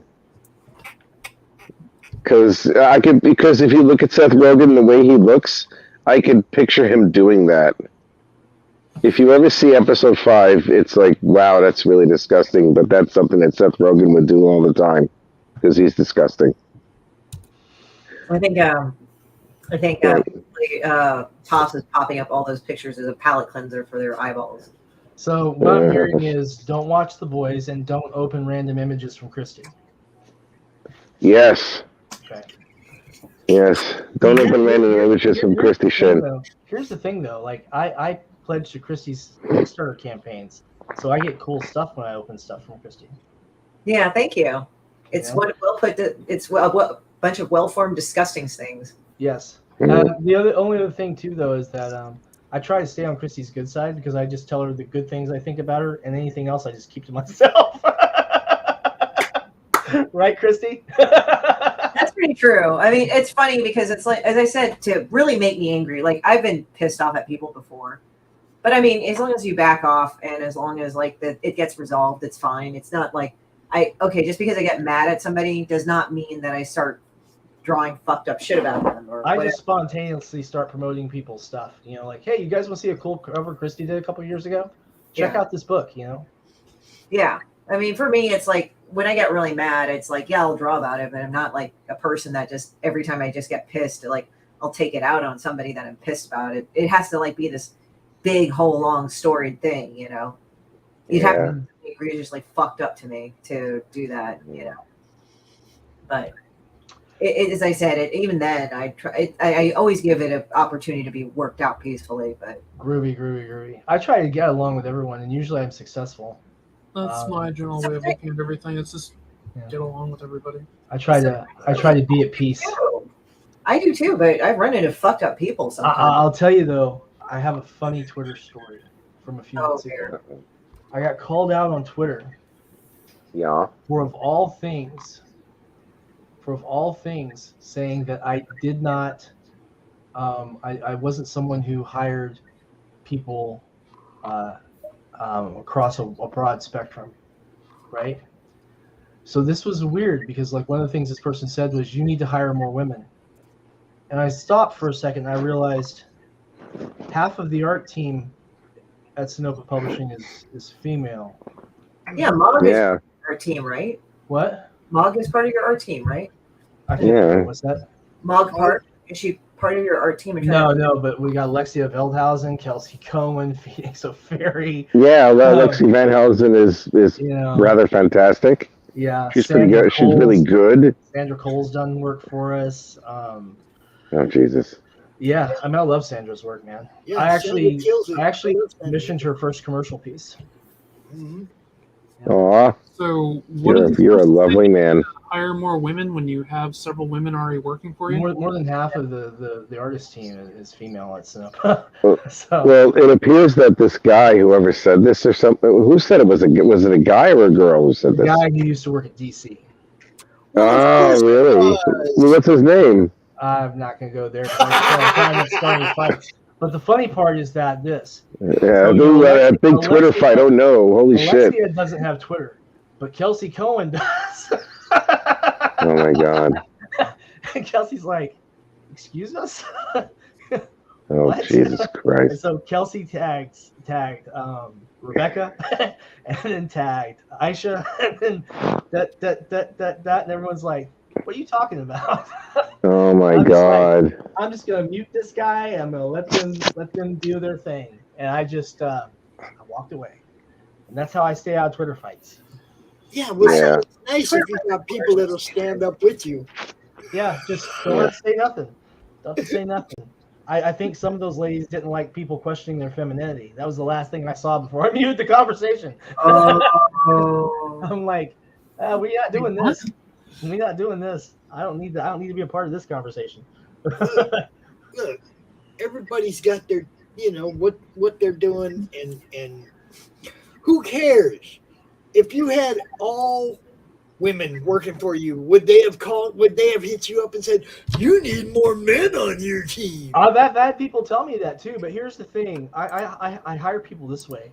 The quality of your work and if I can afford you.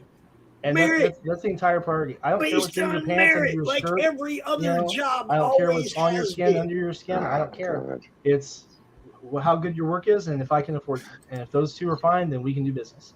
Then if I'm gonna hire a girl, she better be attractive. Okay. I don't want anybody ugly. Hey, if you work for me, you better want to play golf because Monday morning I'm playing golf. Y'all can go to work. I'll tell you what, God's honest Golf's for truth. pussies. You can go to work if you want. Golf's for pussies. Golf course with Golf is for pussies. Like Billy Tushy. If Pops could draw like Billy Tushy, I would hire him even if he was wearing a skirt and 2 pounds of makeup. No, you wouldn't. I sure would. Liar. If he You can draw would like not, you E23, I fibber would definitely face. hire him. I disagree with your statement. I'll hire anyone who can draw You as good as Samuel, you handsome man with your ponytail and you handsome This is not a ponytail style god. choice. This is me getting it out of my eyes. But yeah, You sexy fucking writer person. I hate your guts. you know what's really sexy right now too, though. What's really What's up? sexy? Another cover that you have for one of your other books? No. Mary Machine Gun #3 is on Kickstarter. That's a badass Yes, book, bro. I'm very happy with Max. He's really punching it up. You know, both you and him. You guys really know how to do all the good stuff when it comes to publishing and doing it right. I'm being serious at this point. You both are really great at running a studio. Congratulations to both of you. Dead serious. Thank you. Just you're very welcome, man. Try just to listen to people who know what they're doing, and then try to not do things that people suggest when they don't know what they're doing. You know. That's exactly right, and I'm glad that you're doing what you're doing because you are. Well, as far as I can tell, you know, obviously with the exception of Billy Tucci and Ethan Van Sciver, you guys are really trailblazers when it comes to publishing.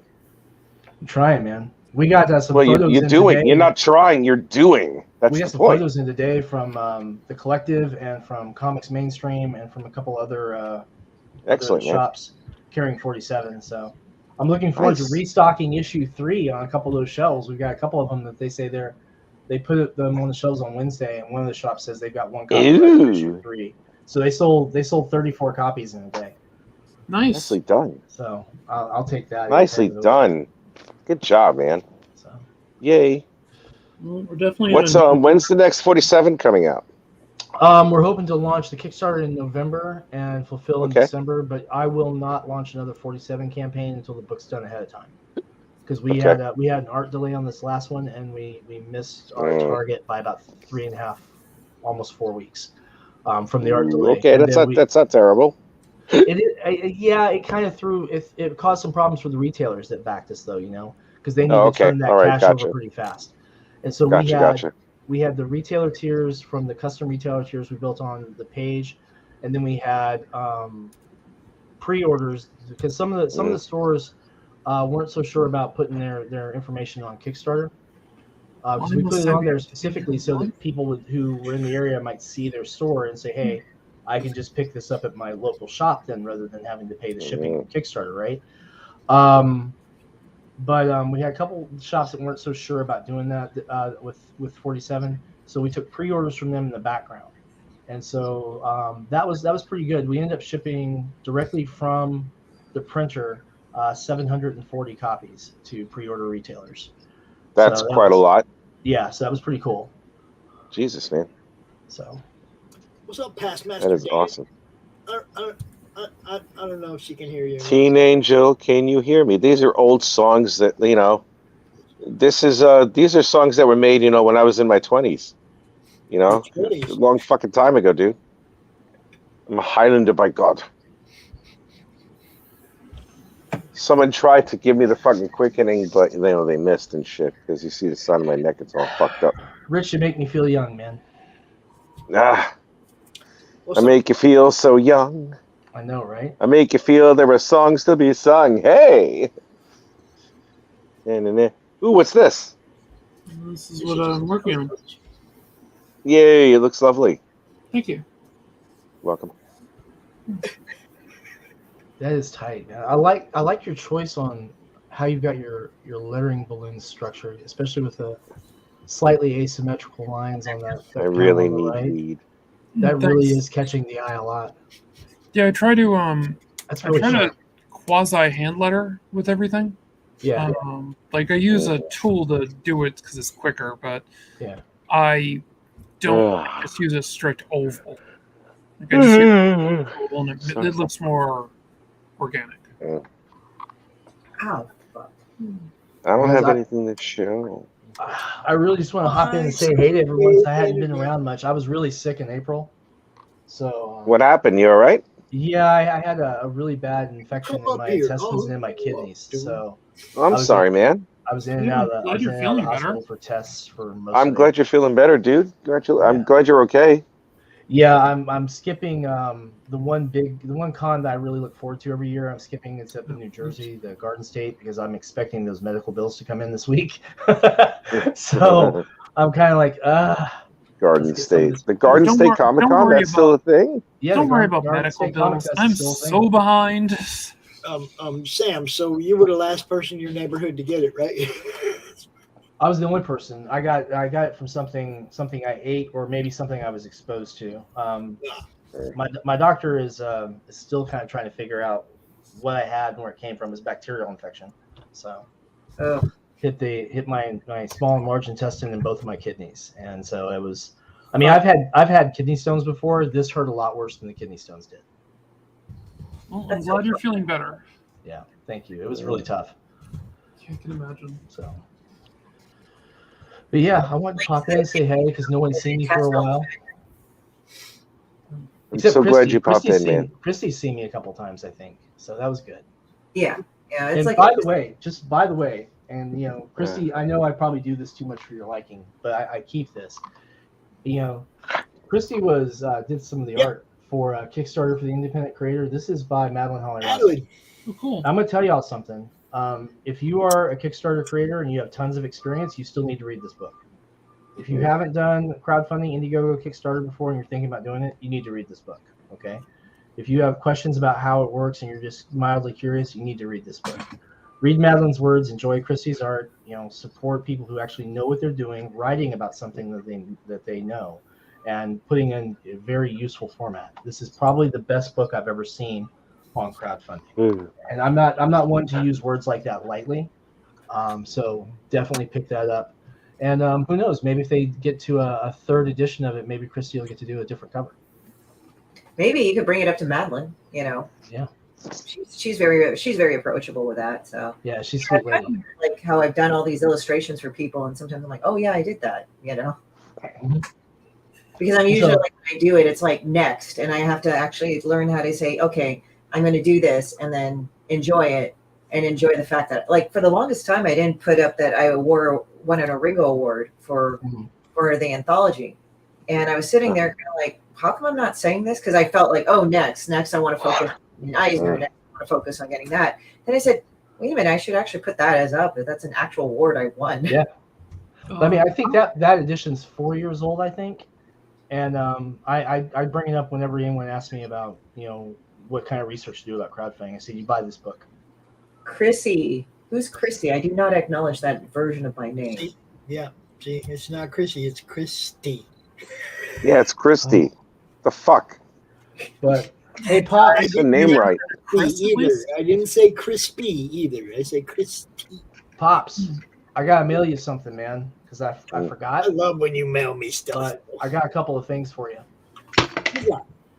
Oh, the giant pin? Yeah, the one that I have to put on the top of the hat? Yep. Good idea. Sorry. I'm sorry, I'm yawning. That's cool. Cool.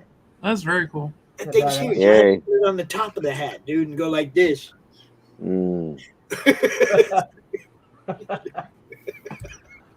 Sorry, it's good to see y'all. Pops, if you don't mind, when you get a chance, poke people and point them towards Necroholic. We're just this close to goal, and I'd like to get funded this weekend.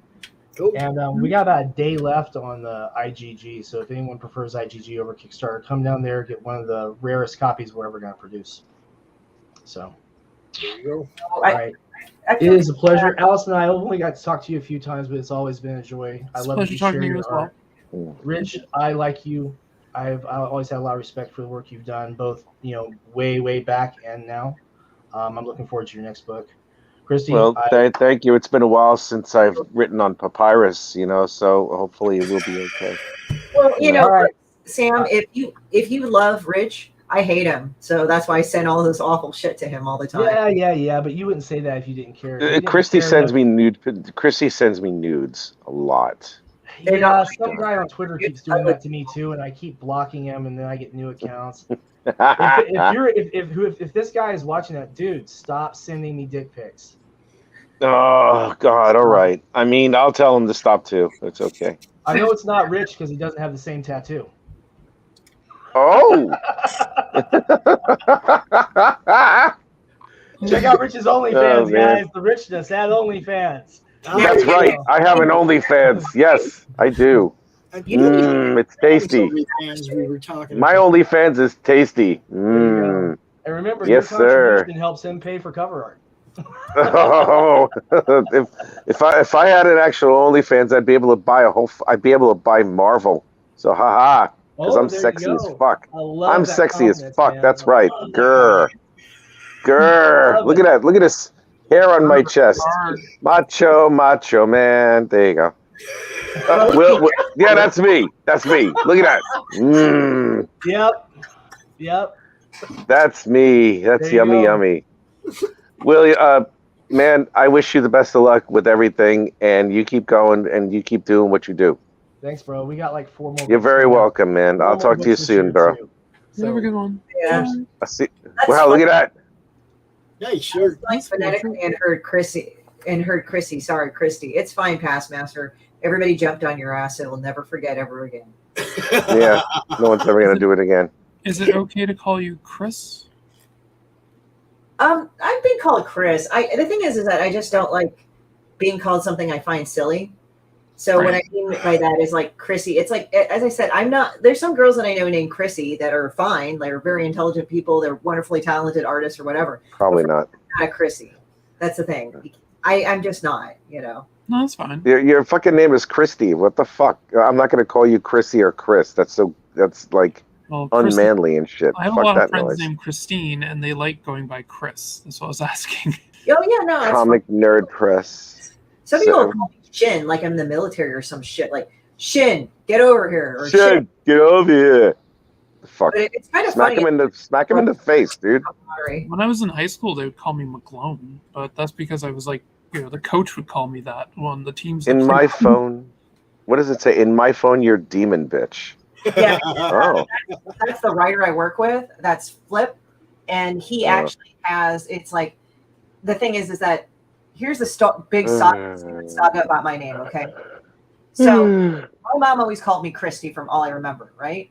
And then when I was young, I was kind of bored looking through our documents because I'm weird that way. So I was looking at my birth certificate. But usually in class, they would call me in elementary school Christine Shin. I'm like, they're stupid. That my name is Christy. Like, what the hell? You know? Said that my name's Christy.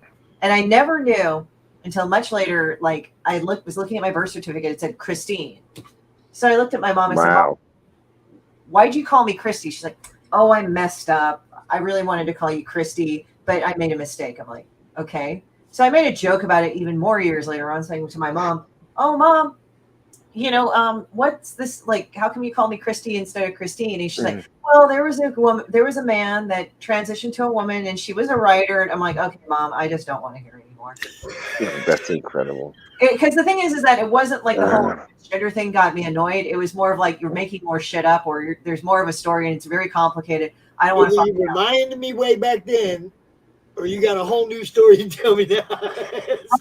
So it's like I'm getting kind of tired of like stupid fibs or whatever the fuck. So I just said, forget it. I just don't want to hear anymore. I came this close to being named Ruth. So Ruth, right? My mother's name is Ruth. So a bunch of people were saying, "Oh, name her Ruth. Name her Ruth." Kind of like Ruth. No, that's not a thing for girls. But. You think that's bad? You She's see, like, Italians. Allison. Go ahead. I'm sorry. So she was like, nope, Allison with one L. Oh, okay. That reminds me of that book, Alice in Wonderland. Like the woman was like, Allison, I love that name. And then when she had the baby, she named the kid Allison, the daughter. And then the kids started fucking with her, calling her Alice in Wonderland. You know, and she got mad. Like, I mean, it was actually a good book when I was a kid when I read it because it kind of explained like if they fuck with your name, it's like how you deal with it in a constructive manner. And she was like, why the fuck did you call me Allison? She was crying. It's like, now they make fun of me. And she says, we love that name. It was beautiful and it fits you. And I forgot. It was like years since I've read that book. Oh but my God. I think it's like Alice in Wonderland. Yeah, so, I think I've seen the book. I mean, most of my friends call me Allie. So yeah, I mean, it depends. Like I've known women named Allison. They wanted to be called Allie or whatever. It's like, it's just whatever you prefer to be called. Like I know a girl named Chrissy. I honestly don't really care. So, call me whatever in that sense. At least it's not like, hey, shithead, you know? Exactly. Oh, God help me. Yeah, but sometimes like other kids have called me Shin I guess because that's a form of respect, like especially in guys sometimes. I mean, I don't know, because like sometimes I think it's like more military or police kind of, how they'll call each other by their last name sometimes. Well, I definitely know it's a military thing because my friend Kayla, who's in the military, everybody calls her Harvey, which is what her last name is. Yeah. So It's kind of funny with call signs too, or like nicknames. Like one of my friends is in the military, and usually your nickname is what they use to fuck with you. Like they don't call you Maverick because you're cool. It's more of like, hey, fucking rebel, because you're a fucking troublemaker or some shit. Right. Yeah, you get those. Yeah, those names are assigned to you because you did something dumb usually. Yeah. Or actually, my favorite one was a female pilot who went by Bugs. Boobs under G-suit. Jesus Christ. That was what her call sign was.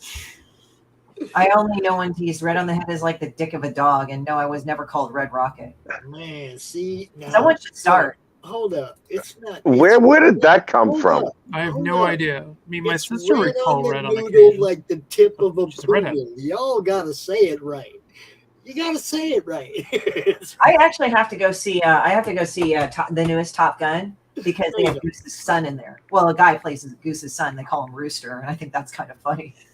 He kind of has like along the same lines as his dad, like Goose, like Goose, and then Rooster is his son. Yeah, I got to. I hate Miles Teller. He has the most punchable face I've ever fucking seen in my life. I feel like taking I feel like getting brass knuckles with studs on them, walking at the Miles Teller and going, "Hey Miles, you really suck," and just punch him in his face. I don't know why. I want to knock that mustache off his face. I fucking hate that guy. Ew. I thought he was kind of related to Pedro Pascal. They kind of have the same type of face and mustache in a way, similar. Yeah, well, and that's all puffy, and it's like all like, "Hey, look at me, my mustache. It's the '80s called. The mustache comes back." What the fuck? Yeah, but it's kind of funny because it's like I don't know. It's kind of funny. It's like how my rebellious streak kind of started in my mid to late 20s, and it's gotten me more evil and terrible ever since. My mid to late 20s. Oh, I miss those days. I miss the youth part of it, but I don't miss the other shit about it because it was kind of shitty too for me, my 20s. And 30s was better, but it's like I think now I'm good about it. I thought you were talking about The Magician. Oh, well, like Penn and Teller, I see. I forgot. It's so much better now. I'm just saying. But, guys, yeah. It's fucking almost 11 o'clock here, and I'm hot. I'm going to sleep. You will. Get some rest, Rich. I'll see you on Sunday. I kept waiting for him to fall asleep and drop his phone on his head. I was kind of waiting for that too, but I wasn't going to say anything. But then he would be a unicorn because he'd have a cyst on the middle of his forehead. That's true. I don't have a cyst in the middle of my fucking forehead. Well, if you drop your third eye, what is that? There's something weird right there. I'll smell all you bastards later. Bye. Bye. Have nightmares. Have good nightmares. Bye. Well, especially after those pictures, sure. Yeah. Oh, man, I can't believe you did that to him.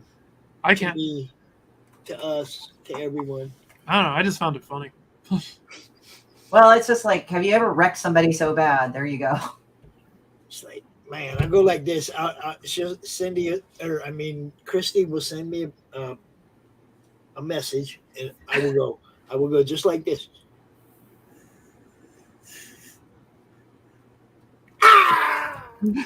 Just one eye. You only got one eye that time.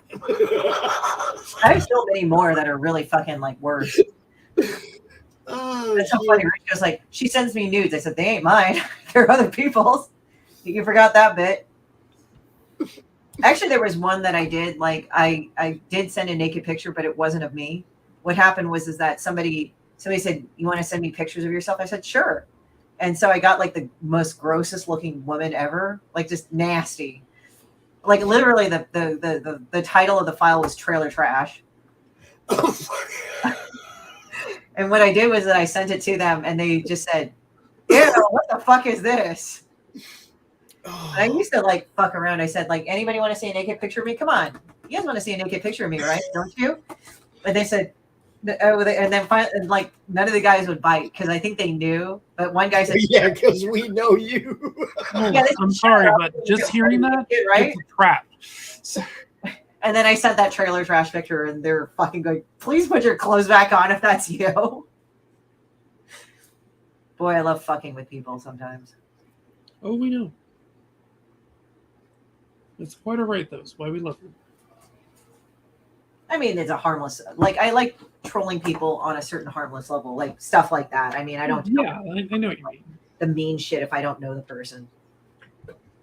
But it was kind of funny. One of my friends, he put something up, and this asshole started trolling him and his artwork. They said, "Oh, you fucking suck." I said, "Hey, I think my friends remember you." And I responded to the guy. I said, "Hey, I think I remember you." I said, "They were talking all about you in the hood. I think some of them pissed inside your mom once." Oh, That's nice. They were just like, It was like that idiot troll that I had for a bit. I finally got rid of him, so it was good. Yeah, I think another one I just said to another one, and then he left another comment on another friend's page, like saying their art sucks. And even though it was stupid and infantile, but I decided to kind of fuck with him. I said, I just said, "But you exist. Is it what the reason why is that your mom's Catholic?" Oh, see, that's one I'm just like, ouch. As I said, look, the thing is, people think like just because I get pissed off at them, I'm going to do something awful. It's like, no, it takes a lot. And even then, you have to kind of keep coming at me. If we talk like reasonable people, I'm not going to do that. If you actually, or you leave me alone or whatever, or apologize.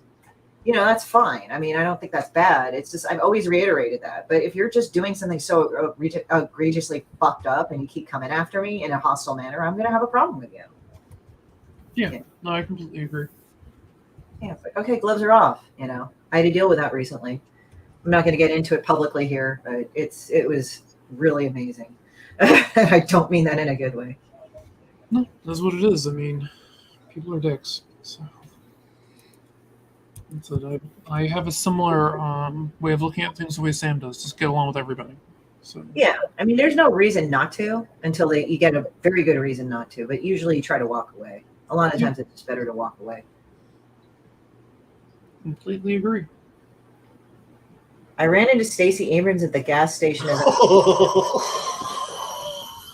She asked me if I knew how to get to 289. I replied, diet and exercise. Did you really say that? Wow. Wow. If you really said that, wow. That is being a dick. All right.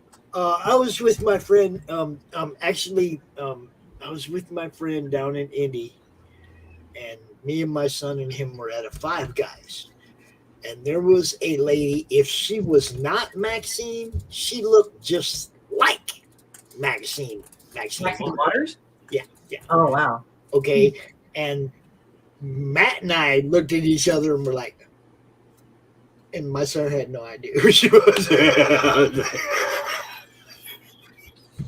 Yeah, she's got the disapproving mom look on Oh, dude, I mean, the total half face, the hanging down hate face. It was bad. Yeah. I mean, if it wasn't her, it was somebody that looked just freaking like her. But even dressed that way, everything, right? I mean, it had to have been her. I'm just saying. I don't know why she was in Indy, but I have never seen Rich so defeated when I sent him those pictures. I think he's just overtired, honestly. But but he did sound kind of defeated, didn't he? Yeah, he did a little bit. Yeah, he was think like, he was just okay, tired. you win, Christy, I'm done. You sound. I mean, you're busting his balls, so it is what it is. I mean, we always bust his balls. Come on. Well, yes. It's part of the game.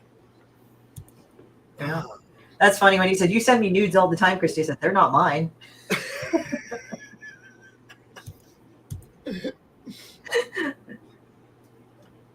Well played, Christy. Well played.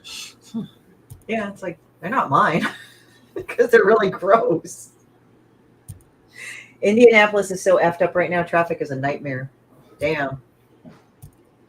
That don't surprise me at all. It's like It's Indianapolis. my buddy that I was just talking about used to live right by the racetrack, and he hated the Indy 500. Hated it. It's like you couldn't park, you couldn't do, you couldn't drive in your own neighborhood for 4 days. It was like, oh, he hated it. Well, you can imagine that. I mean, I've been to Indianapolis so many times because of Gen Con, so yeah, it can be a nightmare. I have pictures of me going like this at the sign, but I've never been inside the racetrack. I want to play the golf course at the racetrack. That's what I want to do. I want to play that little golf course that they have that goes, I think there's like 3 holes that are inside the racetrack on the infield. Well, that's cool. You go under the racetrack in a tunnel and you end up on the golf course on the other side. It's like, oh shit. Yeah, I want to play that one. That sounds cool.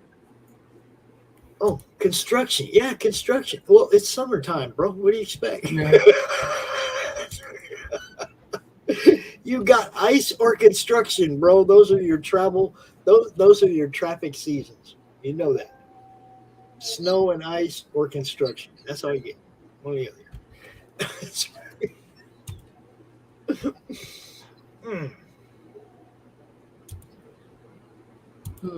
like in Boston for years we had the wonderful Big Dig.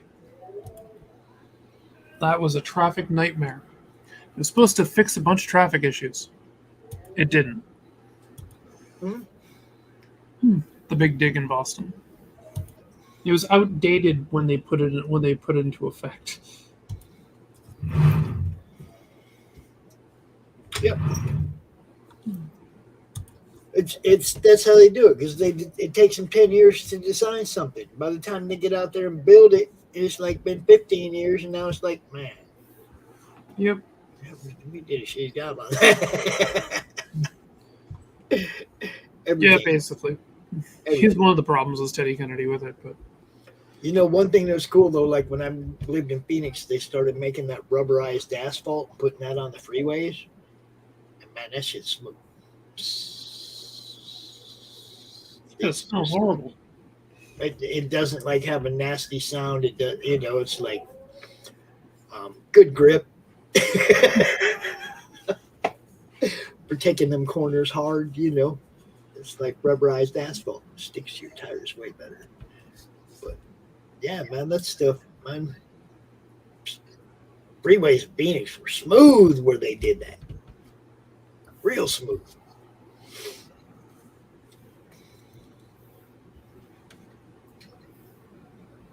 So, which book is this for again? This is my Hopscotch or Urban Yeah, Legends? it's basically that was the idea. I just changed the title name. Oh, okay. Okay. But yeah, it's this. So yes. it's the book that I intend to try to make people cry when they read.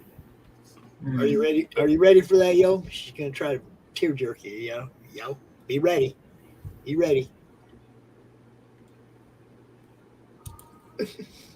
I'm assuming that's where you used to get your donuts, Dan, or you still get your donuts, I guess, in Indy.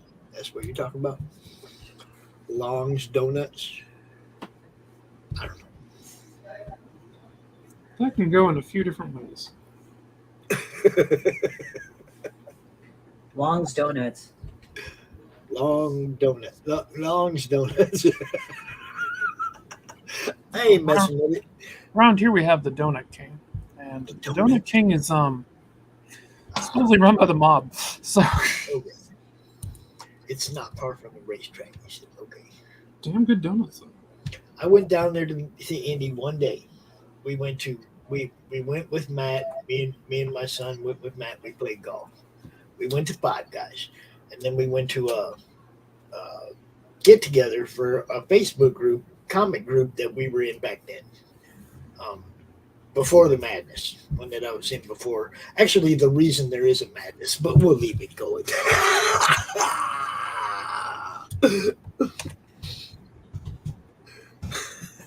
Right done. Oh, doctor said he's been busy all day, but you know, I don't know if he's free now or not. But Better than Krispy Kreme. Oh, Crom's Donuts. Are they glazed so it looks like somebody farted? Crom's Donuts. That sounds good. We have a place in Rhode Island that's called Alice's Donuts, and they are seriously the greatest donuts I've ever had in my life. You eat one of them, you gain 20 pounds, but still, they're. Which donut place? It's called Alice's Donuts. Well, I see why you would kind of like that name. For my reasons. Yeah. I'm just like kind of going, there's a lot of decent donut places. A lot of the Asian people that run them are pretty good. And I'm not saying that because I'm Asian, but it's like they'll just like make these donut places and they're delicious. But I'm not like really into donuts because I think they're too heavy for me. It's weird. They kind of fuck with my stomach if I eat too many of them. Yeah, I don't, I try not to eat donuts because, yes, I'll gain weight just looking at them. So, yeah. Yeah, we have a lot of specialty donuts here in LA just because it's LA. I mean, I'm pretty sure they're specialty donuts, but like, the fucking maple bacon donut fucking deluxe thing, Yeah, we have stuff like that around here. And a lot of the Asian people, like a lot of Filipinos are here where I live, so they'll have ube donuts and stuff. We don't generally get those, but yeah. Ube is interesting because it's like a yam, but it tastes a little more potato-y, but it's pretty good still. It's sweet and it's light, but it's a little more potato-y tasting, but it's still a sweet potato. I'll try it. Yeah. It's kind of funny because it's like, I'm kind of one of those weird Asians that don't like red bean paste. I'll eat it, but some people are like, oh, I love red bean. Do you like that? I'm like, no, I really don't. Well, that's this old taste. I mean, I'm a New Englander through and through, pretty much. I mean, I grew up in Boston. I consider myself a Bostonian. I hate cranberries. They're like the thing around here. Yeah. I really hate them. So. Funny enough, I'll eat cranberries, but like some of the foods that they used to have, I would hate as a kid, but then I liked it now. What's he talking about? I don't know. Another place I wouldn't even there in the daytime. I don't know what you mean, America. LA's kind of nice. I haven't been there for years, but I enjoyed it when I was out there. I mean, you have to just go there for the food, at least. Yeah. The traffic does suck depending where you go. Yeah, my friend Alexi works in the game industry out there, and I went out and hung out with him for a bit when I was interviewing with a bunch of different places. That's when I met George Lucas. So. I go to the beer place and the taco place at Venice Beach. Yeah, that's. I go to California. I'm gonna go to that beer place. I can't remember the name of it. Ingershots or something on Venice Beach. We go in there, drink. Go to that Mexican place, eat, and go laugh at everybody walking up and down the boardwalk. Actually, I joked with one of my friends who's in the South, like this one guy in the South. I said, so does the South have two extra food groups, sugar and fat? He started laughing his ass off. One thing I noticed as soon as I was out in when I was out in LA and like we went down to San Diego for a day and stuff. And I just remember when we grabbed breakfast, every place that we went, like in that area for anything, there was always hot sauce at the table. And I was just like, oh, yeah, because it's the culture. I just need. Yeah, it's also kind of like because it's close to the border. Although it's like it depends. Like if it's Tabasco, it's like pretty much not that Hispanic. But it's like if it's Hispanic Latino, they'd have Cholula and shit. Mm-hmm. No intro today, Doc. No intro today, buddy. Wow! Hey, Doc, go to San Francisco even more so. San Francisco is beautiful. The only thing about San Francisco is that it's a shithole now. It's like too crowded, too expensive. Like it's way too expensive. Well, no, shit, even to visit shit and drug needles in the streets. Theft is rampant. Well, it's kind of shitty. I mean, they're not entirely wrong. Like my brother-in-law, he used to commute up to San Francisco before COVID to one of the buildings. And he says there's all these fucking heroin needles all over the fucking street now. Yeah. It's like I went to go visit San Francisco just to look at Japantown, an old dig of mine. It was so much harder to fucking get in that city. It used to take like 45 minutes to an hour to drive in. Now it was like fucking insane. We took that train in, the BART. Yeah, we took the BART in, and then we went into into Japantown and Chinatown and all the other places. Yeah, I mean, it's weird because it's like the city's kind of gotten angry. I remember back in the day, I would go there to Haight-Ashbury and all this shit, and like it'd hang out, look at a lot of weird stuff and everything. It was really cool, but now it's like you can't. San Diego, when I was there, is a beautiful city. It's very clean, but I'm going to tell you, when I was there, I didn't like it because you would go like beautiful house, ghetto, beautiful house, ghetto, ghetto, ghetto, beautiful house, and artificial Like lawn, Maryland. palm trees, and then a dirt parking lot. It was just so fake. Everything looked artificial. So I was like, and then I gave the beach a try. And the Pacific, if you don't know, on the California coast, is cold as shit. It is. Compared to the East Coast, we got the Gulf Stream, so you warm waters. I was like, I called my detailer and I said, I don't care where it is, you get me back to the East Coast, and they did, and I never went back. But it was pretty to look at, absolutely. I enjoyed San Diego. I had a great time going to the zoo there and stuff. The zoo is magnificent. SeaWorld was good. What I liked about San Diego was that if you were in the military, people knew, okay, you got money on this day and this day, and that's the only day they gave a shit about you. Mm-hmm. I heard the story about what happened. I was in Anaheim. Anaheim's an hour south. Going to San Diego every day and back. Mm-hmm. But I had a motorcycle, and it was like. But it was pretty. I'll give it that. It was pretty. It was a fun ride every day and shit. It was like no traffic jams. You don't realize when you're there.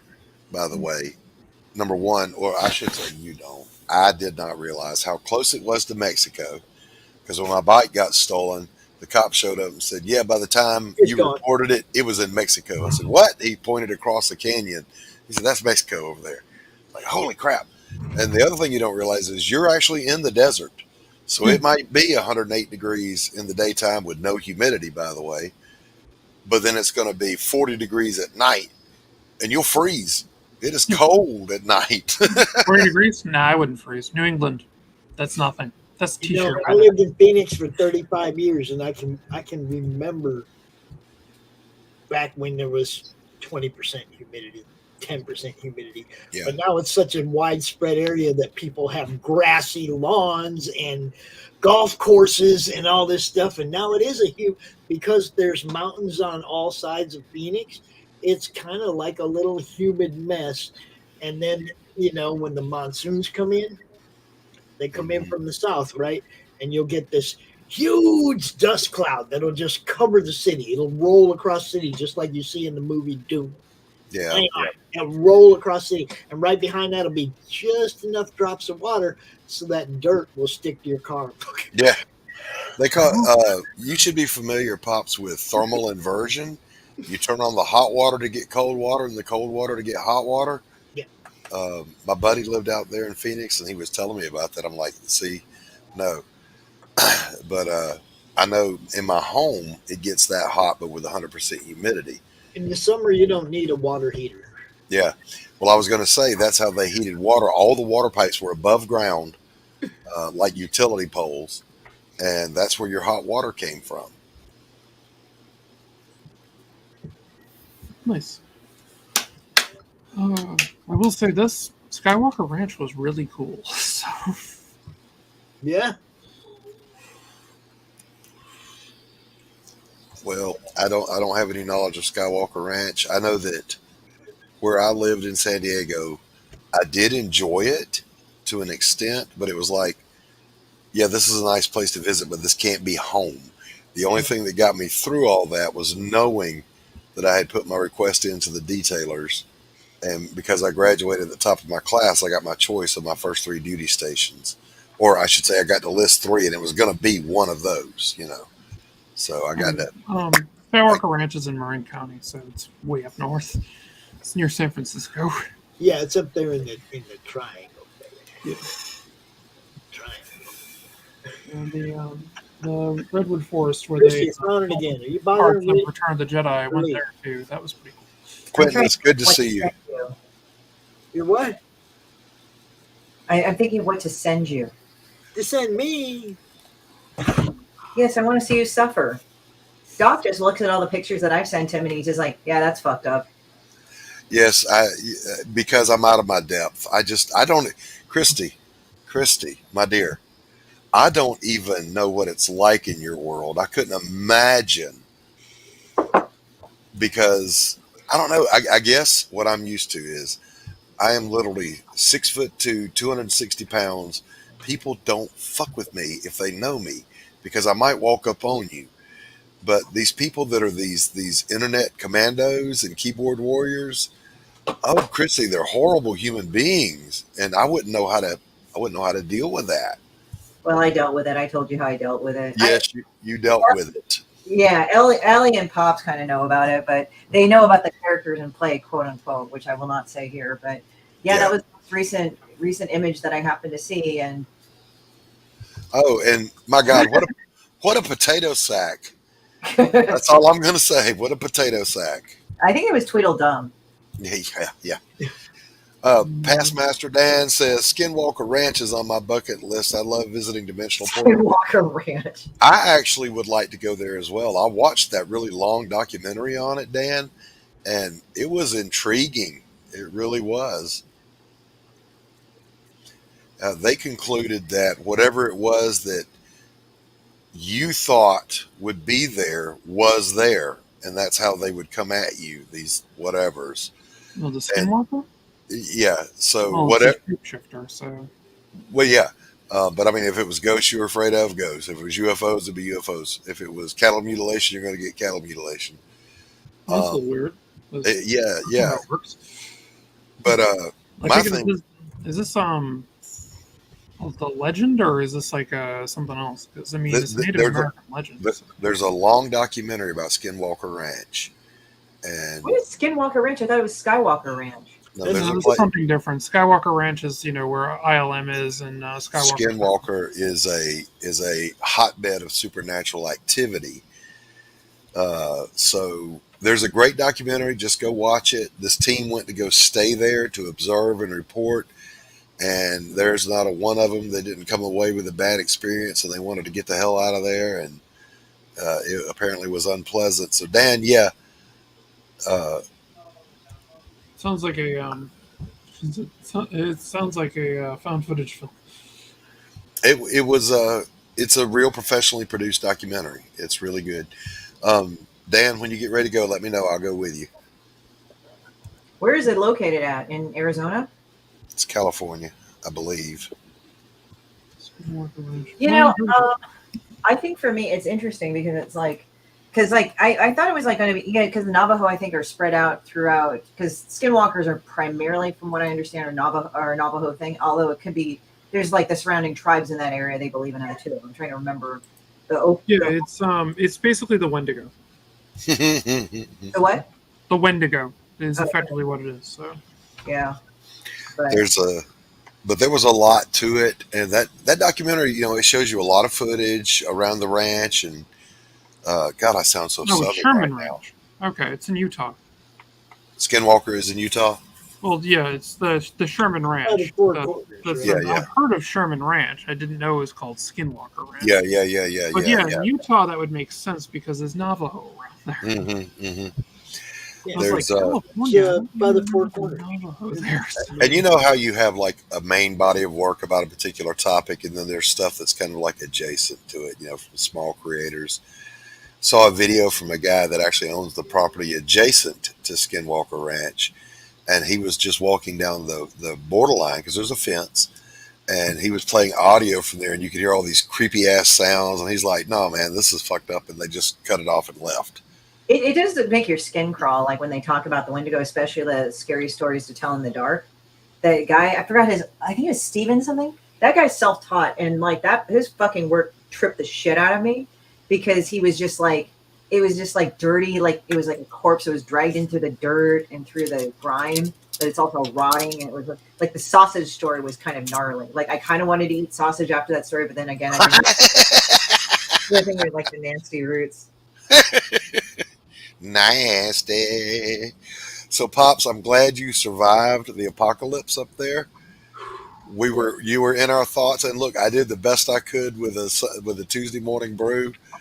Allie was with me, Glenn was with me, uh, but I guess it wasn't good enough because here we are doing it again. I know. I tried to watch yours and I couldn't see the chat, so Oh, I got you. I got you. I wanted to enjoy the chat. Yeah, yeah, You yeah, the good parts. yeah. Hold on, I gotta get my cat food real quick. Hold on. The chat is the good part. I'll give you that. Chat is, especially when the good guys are here that are fun. Like right now, these guys are good. Oh my gosh. Yeah. So it's been a busy couple of days. Hunt for the skinwalker. I have been in touch with Tank a little bit. Oh, good. And he's home, and he's in his new home, trying to get stuff together. We're going to be launching 21 Demons, Paul Roper's book, as soon as they get that site up and ready. Paul hit me up this morning. He's like, "Are we launching?" I'm like, "I don't know. Is it ready? You get old Tank, make sure it's ready. We're not going to launch the book. It's not ready." Or I mean, the page isn't done yet. We're going to go out and half-ass it. You guys got to have it done right. So the best you can do. We want it to be the best it can be. So, Oh my God, Christie's bookshelf looks like the one I have over here to my left with that big tub at the bottom. I'm scared to open that tub because I don't remember what's in there, but apparently I thought it was important enough to put in that tub. You ever done that? You say, okay, I'm going to rearrange and straighten up, but then you find that one drawer that occupies your whole day. You find photos you forgot you had, and you find this paperwork and this, and next thing you know, the whole day's gone because you sorted through it. I know about this. Then look at that spiral from space. Well, Yeah, I know what the Africa dragon thing goes back to the Congo. I mean, that's they believe they were dinosaurs or something like that. Hey, Christy. What? Do you have any clue what's in the blue tub on the bottom of your bookshelf? Oh, that's all taxes and shit. Okay, all right. So nothing. I was just saying I have one identical on the bottom shelf over here. That's crazy. And I have no idea what's in it. Open it. No, I'm scared to open it. No. Don't let it out, Doc. Don't let it out. Yeah, whatever it is, I think I sealed it away for my own protection. It's like we should never speak of this again. The first two shelves are just like miscellaneous art supplies and shipping supplies for paintings. And then there's old counseling stuff, old curricula for psychoeducational stuff. And then there's the bottom shelf, and we don't speak of it. If you burn it, will demons come out? I'm pretty sure that there's... Space is not a vacuum? What? Huh? I have no idea. Space isn't a vacuum. There's got all sorts of shit in it. So if it was a vacuum cleaner, then it would clean up all the... No, it doesn't work like that. I'm being an asshole today. I was just Christy. No, actually, I remember when I was a kid and the first time they said space is a vacuum, that was the first thought I had. Okay. There was a giant Hoover up there sucking everything up. And are we in the filter part? Because there's a lot of shit in there. Yes, that's got to be where we're at. Space is not stuck. If you're suddenly out in the middle of space without a suit or something like that, it's gonna suck for you. So be quite dead. Oh yeah, listen. Probably got about 15 seconds. I have this thing, and I don't know if any of you guys, chat or panel, have it also. If I'm watching a movie or a television show where they are scuba diving or swimming underwater, I get short of breath because I keep holding my breath. And so space is even more so. So it's like when I was a kid, I wanted to be an astronaut. You can hear himself breathing. Especially when you don't want to hold your breath in space. But I can't breathe in space without the suit. So and that really messed me up when I went to SAR and you had to do scuba and snorkel swimming and rescue swimming.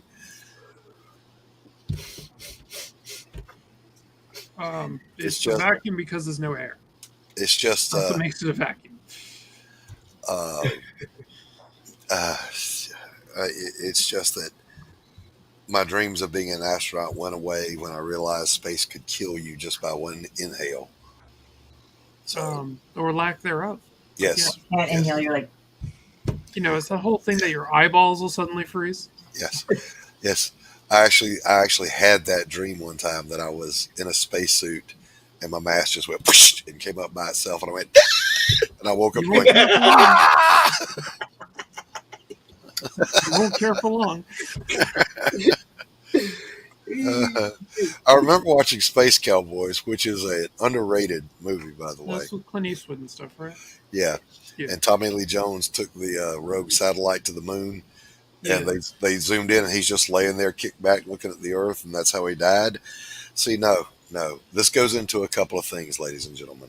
That's not how I would have died. They would have found me crawling around on the ground going, please, I need some air. It goes back to my thing. Ways that you will never read in my obituary that I died. His chute failed to open. No, because I'm not jumping out of a fucking perfectly good airplane. The bungee cord broke because I'm not an idiot. I'm not jumping off of... No. He was eaten by sharks. No, because I'm not swimming with sharks. And then that took me back to Sinbad's comedy routine from the 90s when he said, you will never find a brother that was a victim of Dracula with puncture marks on his neck. That means you turned around to talk to motherfucker. You would find them on their ass because they were running. And that's me. Quentin, I think I actually had that dream after watching Total Recall. But I remember that scene. That was actually kind of cool. It was like his eyes were like bulging around his Yeah. Wouldn't quite work like that. But hey, it was a neat movie. Hey, buddy. What's up? Hey, Rocky. Oh, you taking a bow? The ocean and Earth's toilet. What are you That's doing? not entirely untrue. I love listening to him talk. Rocky. Not somebody over there. Somebody over there. Oh. I think somebody's calling him from. He's on a bacteria and everything. It kind of cleans itself. So. Now he's going up the stairs. He thought somebody was calling him. He did. Speaking of Skywalker Ranch, I found that video this morning that was viral a few years ago. The woman that bought the Wookiee mask and just died laughing in her car wearing it. Oh, that was funny. That is one of the funniest things you will ever see. And it popped in my head for some reason this morning, and Tacey and I watched it and just laughed. That woman, her laugh is contagious. Yeah, she really laughs a lot. That was a great video. Yeah, the ocean is indeed the Earth's toilet. It's entirely untrue. But if you get out there far enough, there's just not enough of us to fuck up that much water. We fucked up pretty good. I've sailed the 7 seas. I promise you, it's beautiful, crisp and clear in most places. Oh, it's beautiful. It's pretty fucked up in a lot of locations too. There's literally like an over a mile long thing of garbage floating in it. Yeah, but we're talking about millions of square miles of ocean. And let's not forget the Fujimoto or whatever the hell fucking nuclear plant over there that's just throwing shit into the ocean on a regular everyday. Listen, that earthquake was big enough to move the island of Japan so that maps had to be recalibrated. That was a big ass earthquake. Yeah, it really fucked things up over there. Yeah, it did. So I'm just speaking of fucking things up. I was scrolling through my Facebook real quick, and Rich had about to fuck some shit up. Here we go.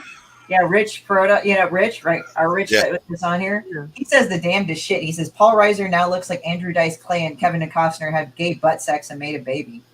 Okay, there you go. I'm like, wow, Rich. Okay.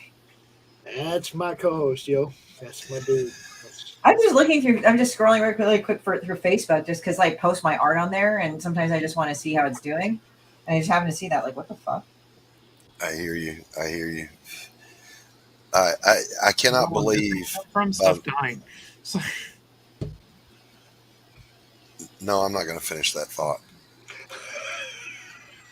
That's just. It's been one of those weeks, ladies and gentlemen. I understand. I had one of those. I'm trying real hard not to think about the week behind. Yeah. Now, mine wasn't as bad as yours, Pops, I'll grant you, but mine has been a bizarro week. This Just lots of little bizarre things, one after the other. It's death by a thousand cuts. If you don't know what resistentialism is, look it up. It's a supposedly jocular theory that inanimate objects bear malice toward particular human beings. I'm one of those. Like, if I drop a pencil, it will land just out of my reach, no matter, I did a video that actually has this in it. I dropped a brush in my studio when I was painting, and I drove downtown and I found it at the coffee shop because that's just how shit works. So it's been one of those kind of days, like reaching into the packet of my instant teas to pull one little packet out, and it fights you for 5 minutes, so you have to just tear the box apart and get the one out. It's like, why? Why was that necessary? I've been fucked up since Wednesday after my infusion. Mm. I haven't been able to really do any work on anything for the most part.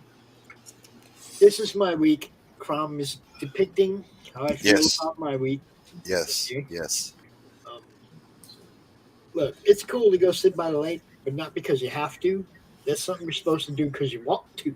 Right. You want to go to the lake, yo? It's not. I'm going because I can't fucking stand it here. It's fucking done. It's I did do this week. Oppressive. Oh, that's cool. Very cool. It was bad. Nice. Very cool. It was like Pops. 91 the first day and 95 the second day, and I don't even know what it was the third day. I don't care. Our power went out in the height of summer a few years ago, and it was like you, hey, Stephen Brown, good to see you. Yeah, we'll get to you when we get to you. It could be up to 3 or 4 days. There is no heat, like a deep south heat and humidity, when there's not even a fan to stir the air. Yeah, you can't stir the air. We had nothing. It was just and look, the wind is predominantly out of the west, right? It comes across the lake from the west, right? Yeah. And we're on the east side of the lake, and we have no east-west windows in the house. Oh, wow. So you don't get a through breeze. Right. It's like it kind of comes in a little bit, but not. Yeah. You know what I mean? Yeah. So it's like there's no help from the fucking breeze. Listen, I live in the bottom of a very small valley bowl. There is no such thing as a breeze down here. I don't get morning light until 10. Coming over the it's trees. real nice. Like you just walk up there by the lake and sit there on the picnic bench by the lake, and it's a nice breeze all fucking day. But we don't. If we had east-west windows, then it would go through the house. Yeah, I went and rented a hotel room just to have air conditioning and float in the pool.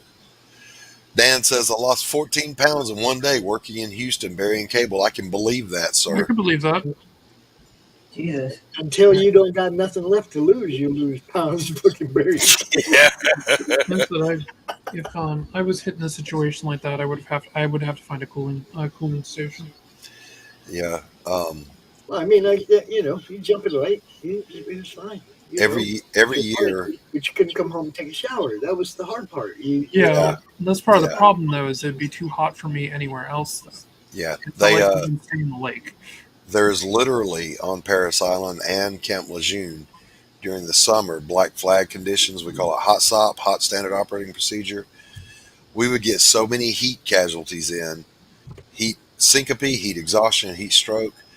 We had a room called the cool room, and there were 2 giant clawfoot tubs over which were brackets on which you could lower a stretcher, and you start refrigerated IVs. You pull sheets up out of the ice water and onto the person, and they steam dry in seconds, and you rotate it off and you pull the next one up. There's a walk-in shower that'll accommodate 30 people, and the lesser ones, you roll them in there, cold shower, and just park them, and you leave them there with an IV going. It is crazy how hot it gets. Yeah, I can imagine.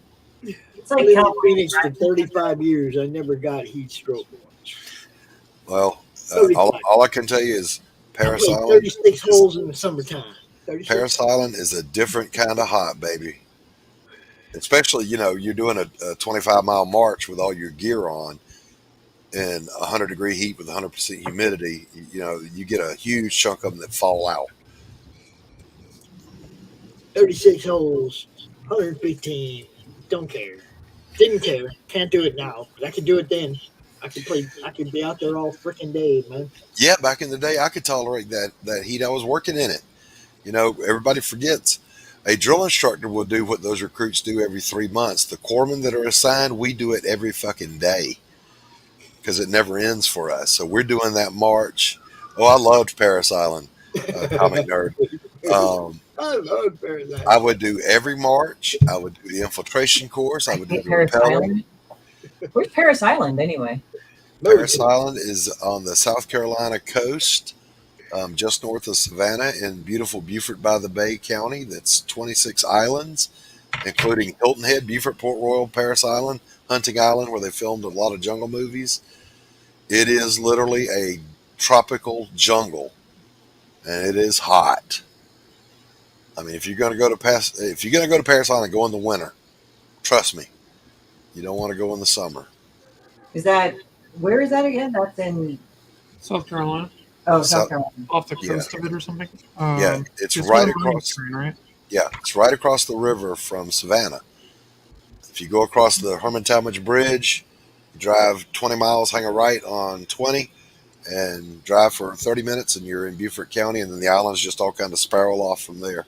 This is the part I like. When it's 115 in the daytime in Phoenix, and it's 97 for a low at night. 90 freaking 7, yo. Sometimes it don't even get under 100. Yep. In a 24-hour span or longer. You know, it's like sometimes when it gets really up there, 120, 122, man, the low is 103.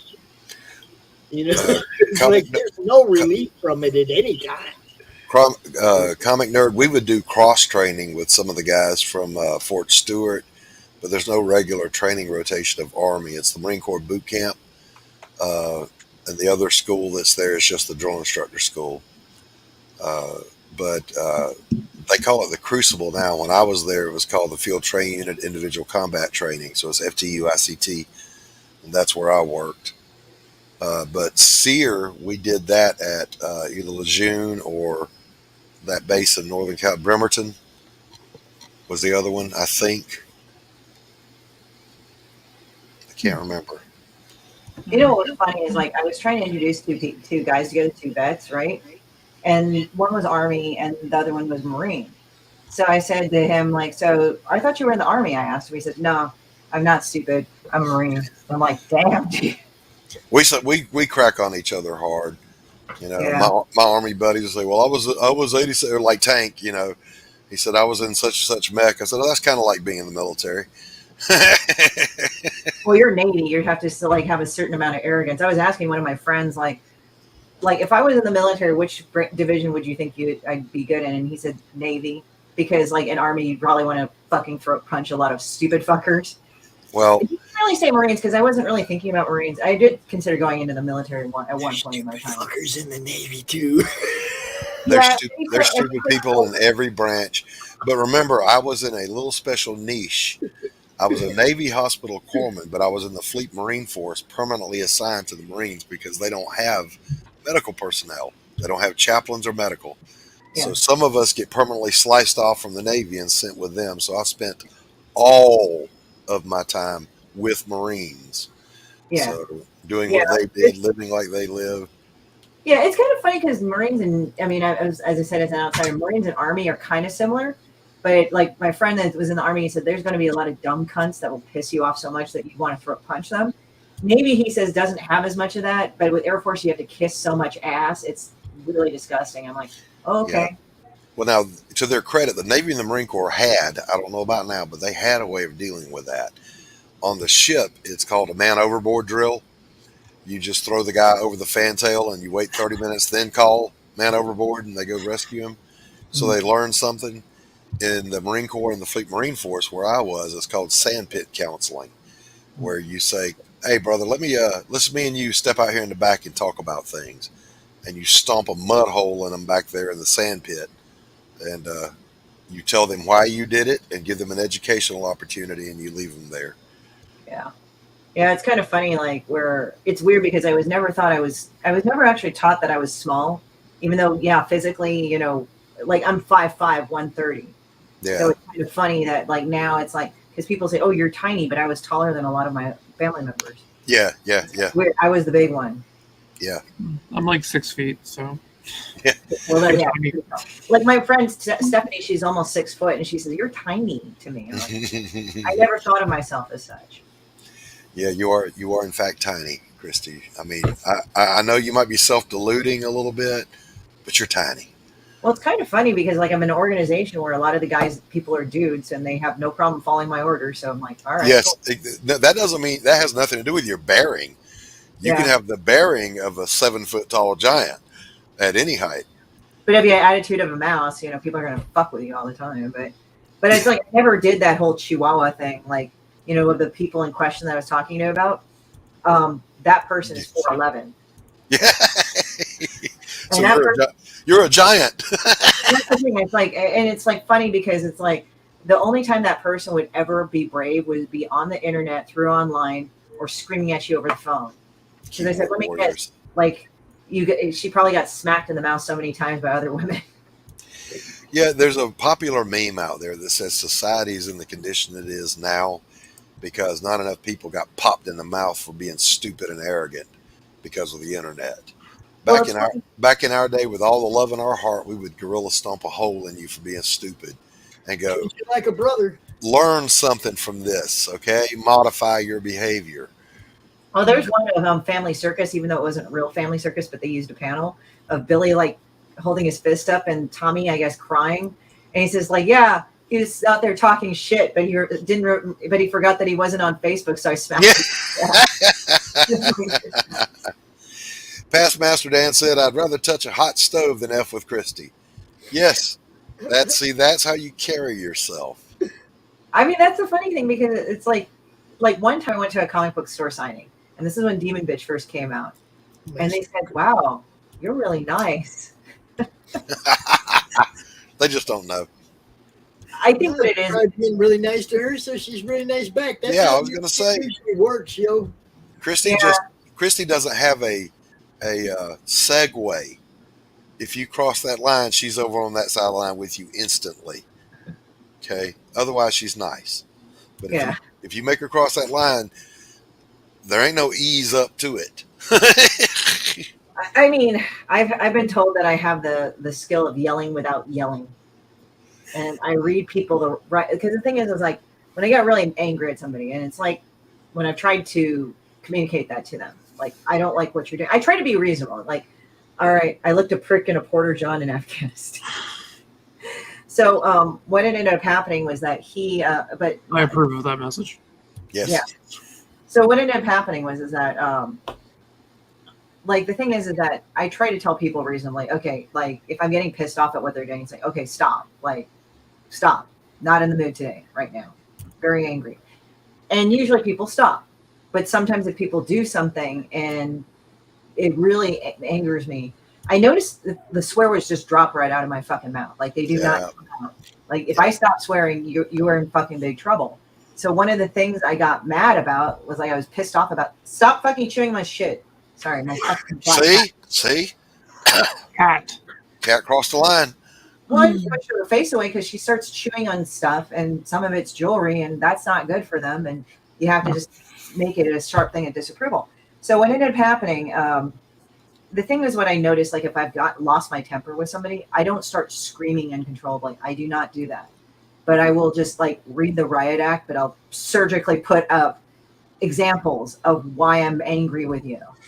And it was like, it's like some people get insulting, some people get ragey, some people, I don't like doing that. I say, this is how it is. This is how you made me feel. I am not okay. And I think some people get like, that's even worse to some people because they kind of expect the screaming and the raging. It's more of like, you have made me this mad.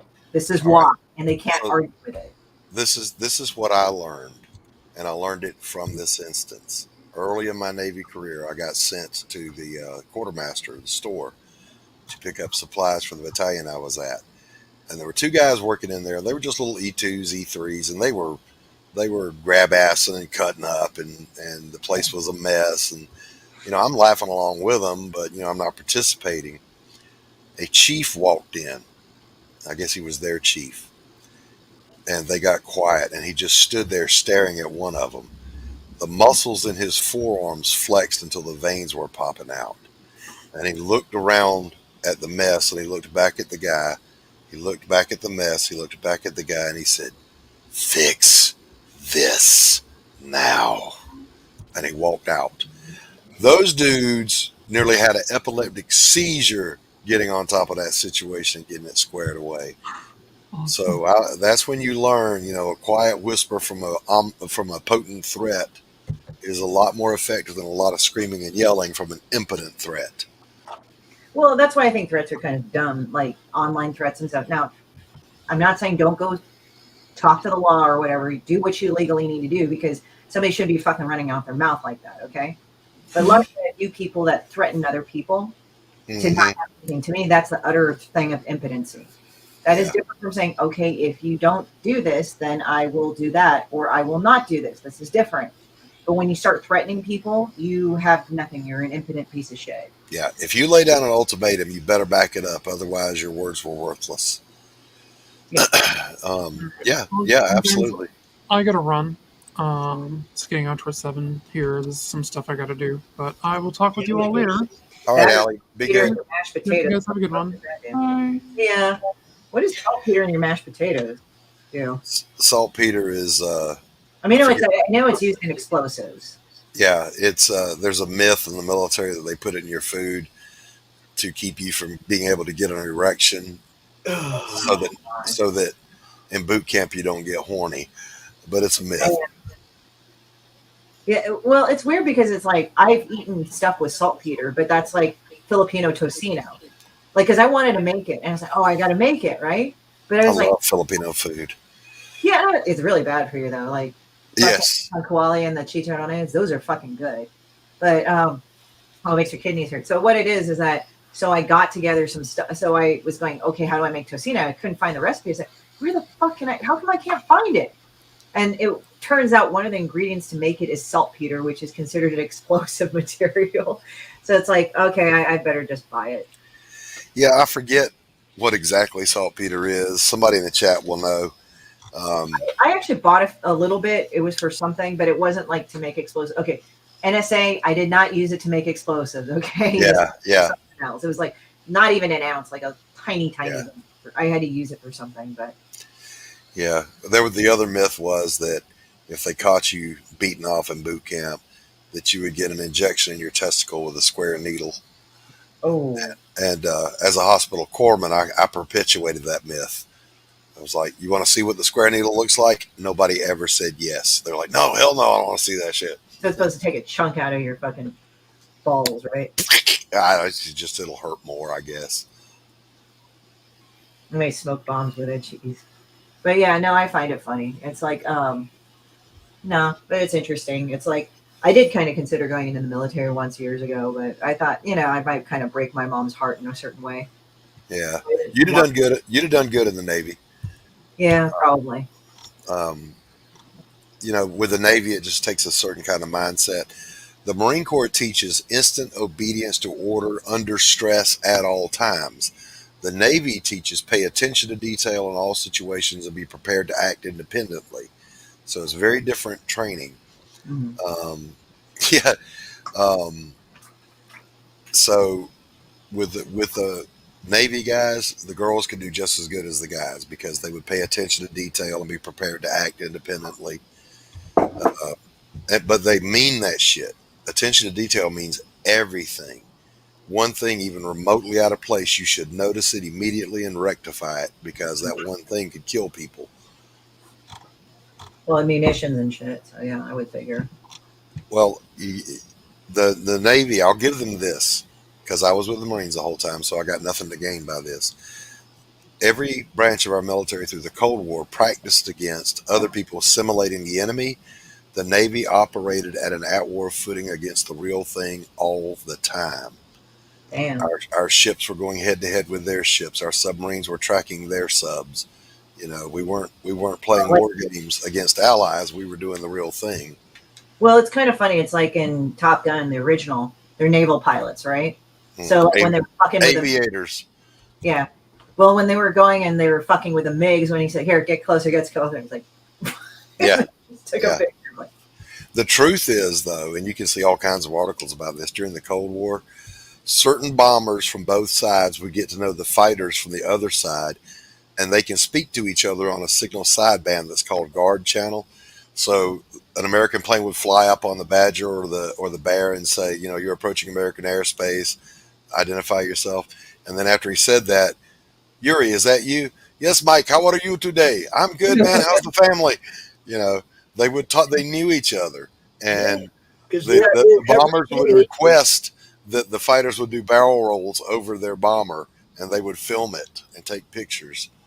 yeah, so like they kind of knew the whole politics was sort of bullshit, but they had to just kind of go through the motions. I said, okay, I'll turn around, whatever, fuck it, They're just doing their job, right? Yep. You know, it's like they're up there talking to each other every day. Dan, if you had a corpsman you worked with that hated being called Doc, it means he never earned it. You were always called, "Hey, corpsman," until you get called Doc. Now, in the field I served in, only the Marines could give you that title when you earned their respect. So it was always funny. You'd see the Marines come in like to a main side clinic, and they needed a corpsman to go with them on a training detail. They go, "Hey, corpsman, you come with me." And then they come in and see me, and they go, "Hey, Doc, what's going on?" "Hey, Double Dog, how are you?" You earn it. And it's easy to earn. Just get out there and do what they do. Do it right. You got to show that you're as hard as they are. And it is what it is. So what I heard is like you give each other nicknames to fuck with each other. It's not actually a good thing. Like when they call Maverick and all that, it's like it wasn't a good thing. Like Goose, which is hilarious because in the new one, Maverick for Top Gun, it was like Goose's son is now called Rooster, so he's falling in the family thing. So I guess he was like going around clucking and showing off his tail and everything without any much. Yeah, fighter pilots get their in both Air Force and Navy, they get their call signs given to them by their own co-pilot or other aviators in the unit, usually for something stupid they do. And it's derogatory, but they just have to embrace it. You don't get to pick yours just because it's cool, but they do have a thing where if somebody retires or dies, you can bid on their call sign and win their call sign in a raffle or something. I don't know how it works. So like if there's a Maverick and he explodes, "Oh, I'm getting Maverick because my call sign right now is Poo Poo Head." I have a feeling like what they would have probably done in the Navy if I had joined and if I was doing aviation if I was a naval pilot, probably they would say something. They would call me a call sign that would piss me off because they probably end up like taking it out on the dogfight or some shit. It's like, all right, like, and it's like that would be just fucking pretty. That would be. It says Army does it too.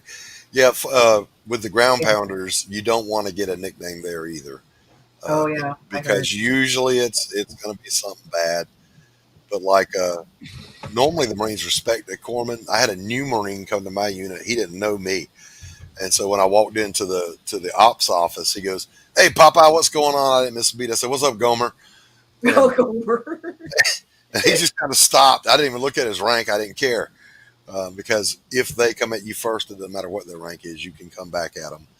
Yeah, that's what I kind of learned too. Like as I said, I'm all about, I wouldn't say turning the other cheek, but it's like, all right, I don't know if that ain't worth it or whatever the fuck, whatever. I don't give a shit.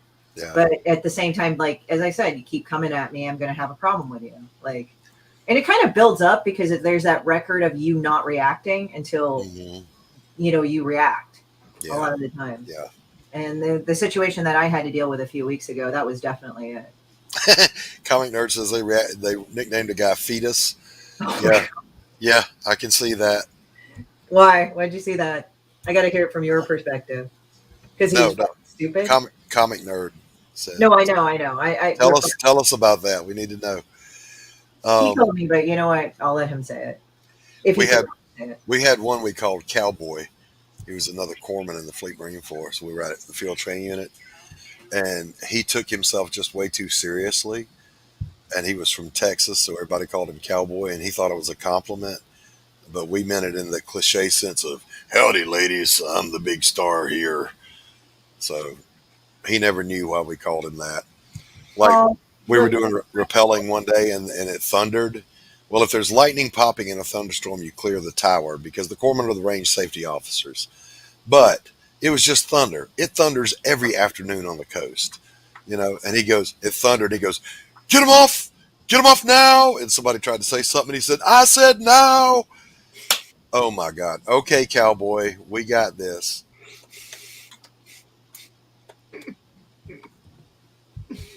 And it's just like I'm just kind of at this point now where I'm just going like, I don't know. It's just like kind of interesting because I have relatives that actually served in the military, but they were conscripted through the Korean military. Because all guys have to go through it unless they have like some real physical issues, from what I understand. Yeah. So, and it's weird because like I guess like I'm born here. My parents are from South Korea. Oh fuck. There's flesh maggot. You could have called them that, but anyway. But the thing is that but there's been an issue. Like, so technically, if you are born to two Korean parents, right, Korean citizenry, like I was, you have until the age of 21 to decide whether or not for your South Korean or American. And I didn't know this, but it can be problematic because if the guys are born here, but both their parents are from Korea, and if they go over there around 19, 20 something, they get drafted. Yeah. So it's like they have to declare right away, okay, you're an American citizen. You're not derelict. Yeah. Yeah. What a trip. I know. I didn't know that for a long time, but one of my cousins, he's 21 now, but his parents had to declare American citizenry for him. Like, no, he's an American citizen. He's not a Korean citizen. Because if he went over to visit in Korea, he'd be just like, fuck, Wow, that's a trip. Could you imagine if you didn't know that and you showed up and you don't know any better? It's caused problems. That's why it's like, I never got that because like I'm a girl and they don't go. I mean, women can serve in the military, but they're not conscripted into the military. Like, that's just an automatic thing. You're a citizen of Korea, South Korea, you automatically have to do it. And you have to serve like a few years, but it depends like where you serve in the military. Like a lot of my cousins that did it were kind of like desk pushers or whatever. There's like one called Katusa, which is kind of elite because it's like, once you fail, you can never go back. But it's like a partnership with the American military. I don't know if it's Army or just the military in general, but the American military. And then I'm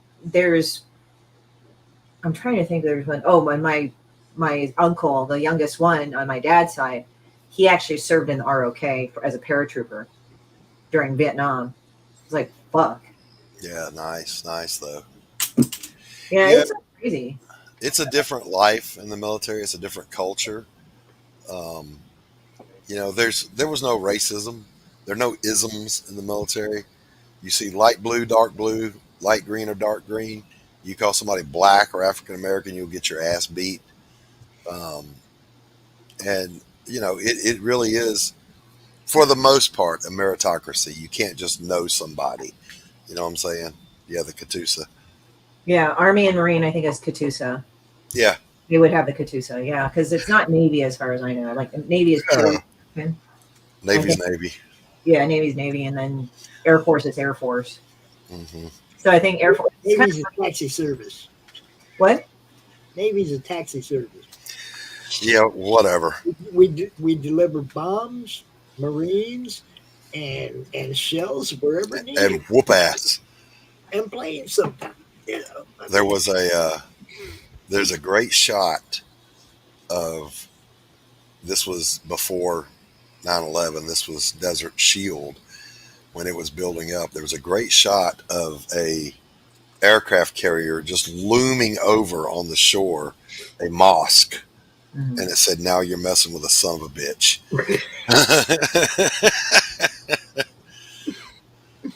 Yeah, I mean, it is what it is. Navy delivers packages, big and small. They deliver death.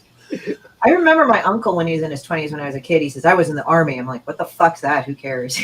Because I didn't like him when I was little. I felt kind of, I mean, we're good now, but when I was a little, he was in his early 20s. So, when you're in your early 20s, you're kind of a douchebag to kids, like anyway. And I didn't really like him for some reason. I actually punched him one time because I got pissed. That's not hard to imagine. Like fucking, I don't know. That's not hard to imagine. I know. I mean, I was kind of a feisty because okay. So They say Wait, time out. Yeah. You just said a sentence with so many things wrong in it. You were kind of feisty.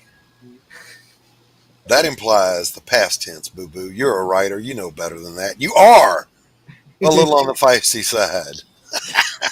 Well, it's kind of funny because, like, here's the thing: because they go like, "Oh, Korea is a patriarchal society." It's like, have you met the women in it? They don't fucking dick around, man. Like, No. yeah, okay, like back in the day, they would be housewives and be pleasant and shit and feminine, but But they ran the fucking house. yeah, they did. Like, they also ran their husbands too. You Yes, know? yes. And that's really how it is here in the deep South. You know, Dad is back in Mama the day. Betty tell Richard what to do. Tell Richard was 70 years old. I was going to say, Dad rules the roost, wink, wink, but Mama rules the house. And you just didn't. They call him King Richard, but you know Mama was running everything over there. Yeah, let me tell you something.